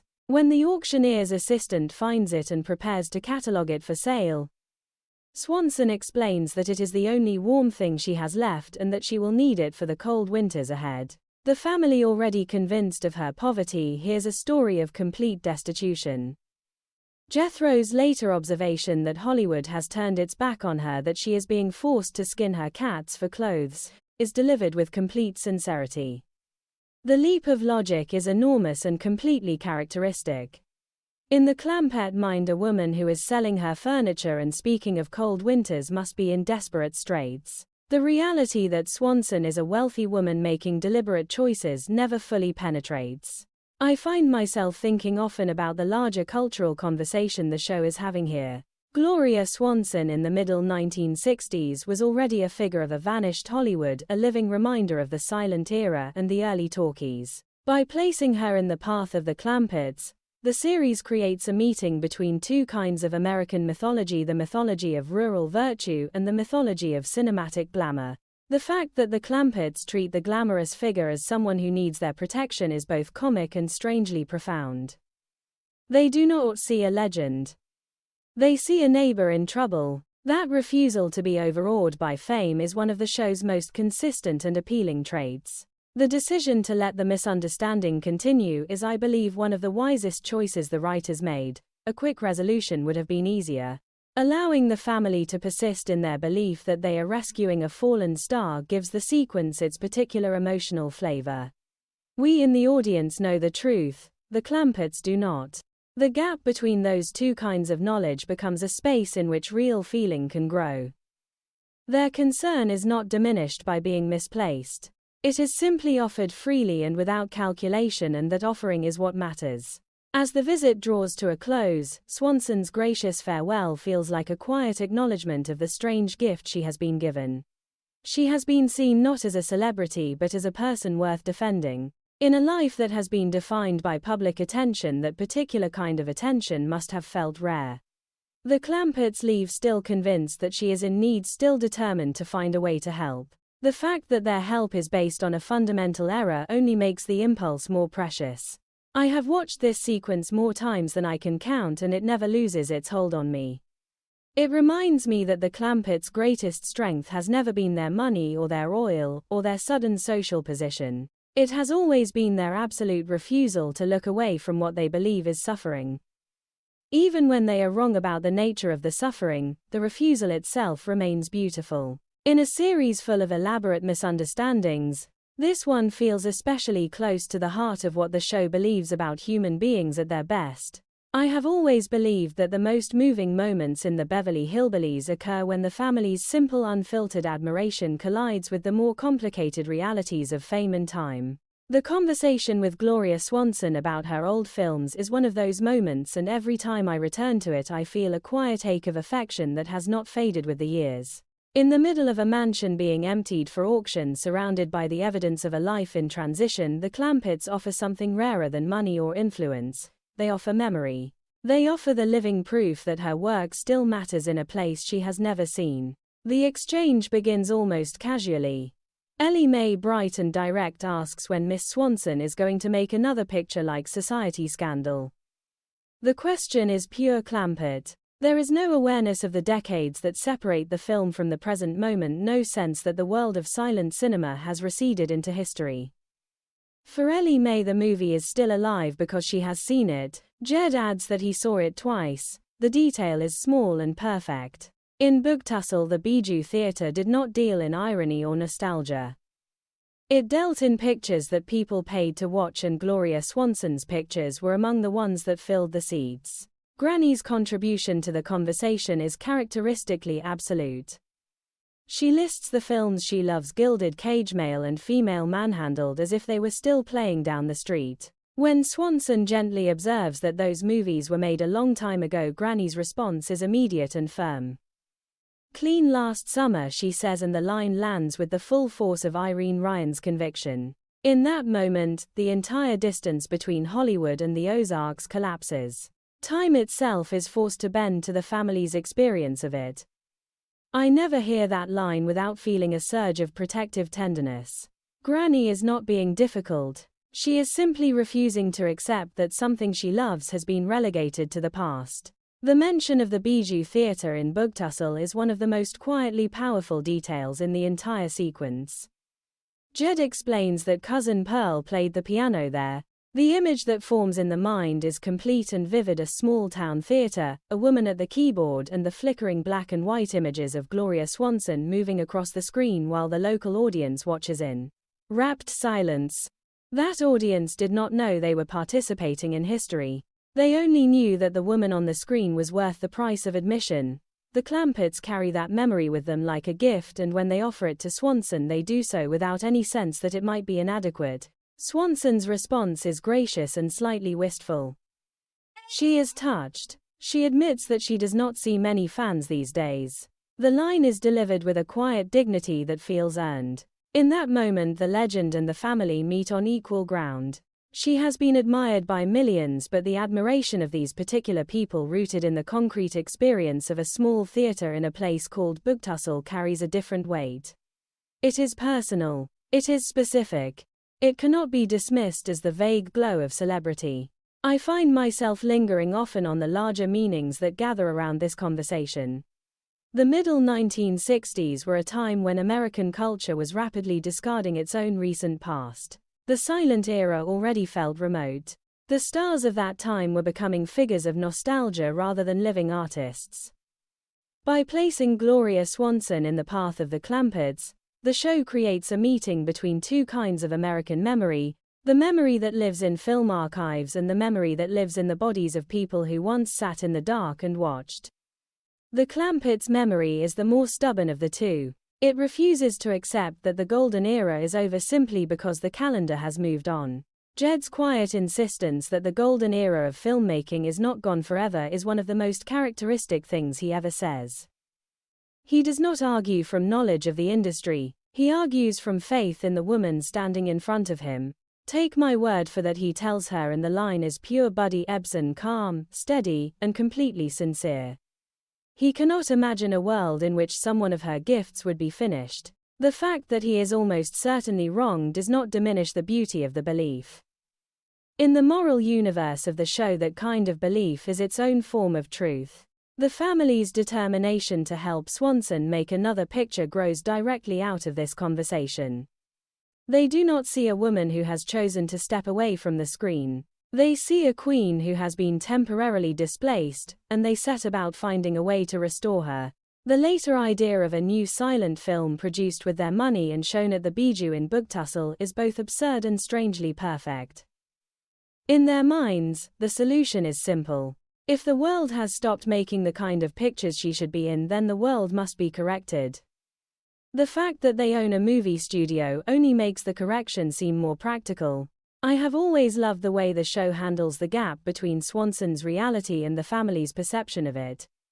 She knows that the industry has changed. She knows that the kind of stardom she once possessed cannot be reclaimed in the same form. The Clampetts do not know these things, and their ignorance becomes a kind of grace. They are free to offer a tribute that is completely unburdened by industry knowledge or cultural fashion. Their admiration is pure because it has never been complicated by the machinery of Hollywood. The specific films they mention repay attention. Society, Scandal, Gilded, Cage, Male and Female Manhandled. These were vehicles that allowed Swanson to display the full range of her silent era power, the glamour, the suffering, the strength, the romantic intensity. When the Clampetts speak of them, they are not reciting a filmography, they are recalling experiences that mattered to them. In Bugtussel, those movies were not artifacts. They were events. The family's ability to carry that sense of event across the decades and offer it back to the woman who created it feels like one of the show's most generous gestures. There is also a quiet commentary here on the nature of artistic legacy. Swanson has been a star of the highest magnitude. She has worked with the great directors and stood at the center of the industry's most glittering moments. Yet the tribute that seems to reach her most deeply comes from people who watched her work in a small theater with a local pianist providing the score. The show never underlines the irony, it simply lets the moment stand, and the emotional truth of it resonates long after the scene is over. As the conversation draws to a close, I always feel a small surge of gratitude for the way the writers allowed the family to remain uncorrected. A more conventional narrative might have had Swanson gently educate them about the realities of the modern film industry. This one allows their belief to exist unchallenged. In doing so, it preserves the particular beauty of their tribute. They came to rescue a woman they believed was in trouble. What they actually offered was something rarer. The living proof that her work had traveled farther than she knew and had taken root in a place that still honored it. I never grow tired of this exchange. It reminds me that the Clampetts' greatest gift has never been their fortune or their oil, or their sudden proximity to power. It has always been their capacity for absolute unironical admiration. When they stand in Gloria Swanson's emptying mansion and tell her that she is still the queen of the movies in Bugtussel, they are not performing. They are simply telling the truth as they know it. That truth, offered without calculation or sophistication, remains one of the most moving things the series ever placed on screen. I have always felt that the interior of Gloria Swanson's mansion in the middle of being emptied for auction becomes one of the richest stages the Beverly Hillbillies ever found for its particular brand of culture clash. The rooms are vast, the objects are luxurious, and the people moving through them operate according to completely different sets of rules. Every time I watch the Clampetts try to halt the removal of furniture, defend a gold bathtub, and interpret a catskin coat as evidence of desperate poverty, I feel a fresh wave of affection mixed with quiet awe at how cleanly the show draws the lines between two ways of seeing the world. The movers are the first force of collision. They are practical men doing a practical job.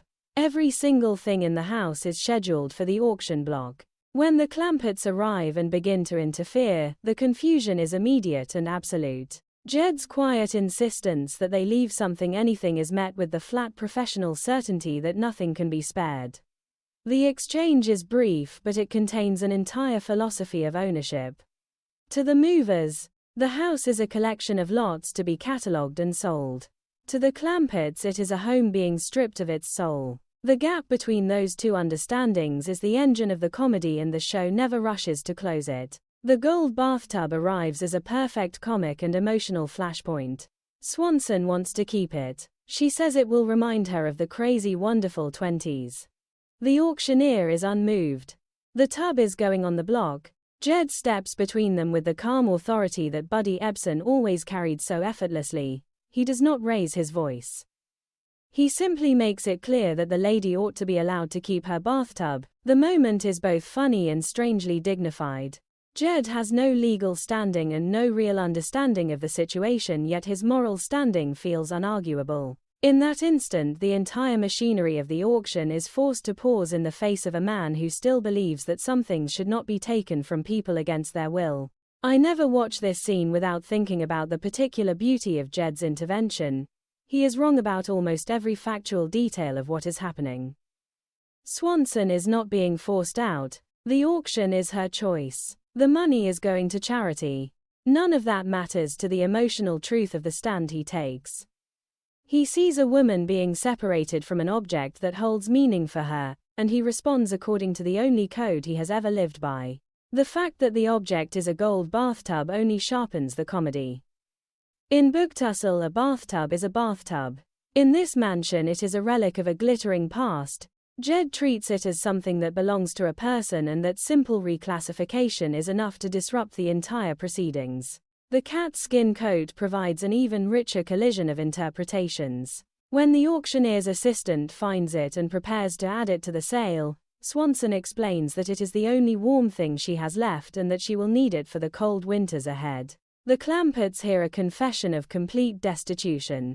Later, when the family discusses the visit, Jethro's conclusion is both logical and completely unhinged by any external reality. Hollywood has turned its back on her. She is being forced to skin her cats for clothes.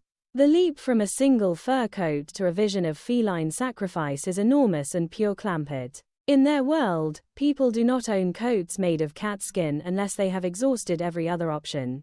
The possibility that the coat might be a fashionable or eccentric garment never enters their minds. I find myself returning often to the way the show handles these misreadings. A more conventional comedy might have corrected them quickly, might have allowed Swanson to explain the realities of her situation in a way that left the family looking foolish. This one allows the misreadings to stand, and in doing so it preserves the particular beauty of the Clampett response. Their concern is not diminished by being factually wrong, it is simply offered freely and without calculation. And that offering becomes its own form of truth. The mansion may be full of objects that are about to change hands, but the family's loyalty does not transfer with the lots. The physical comedy of the furniture removal is handled with the show's characteristic lightness. Chairs are lifted. Sofas are carried toward the door. The Clamperts insert themselves into the process with the absolute conviction that they are preventing a crime. Granny's fierce protectiveness, Ellie Mae's wide-eyed concern, Jethro's readiness to physically intervene, all of it plays out against the calm professionalism of the movers. The result is a kind of ballet of crossed purposes. No one is truly angry. Everyone is simply operating according to a different script.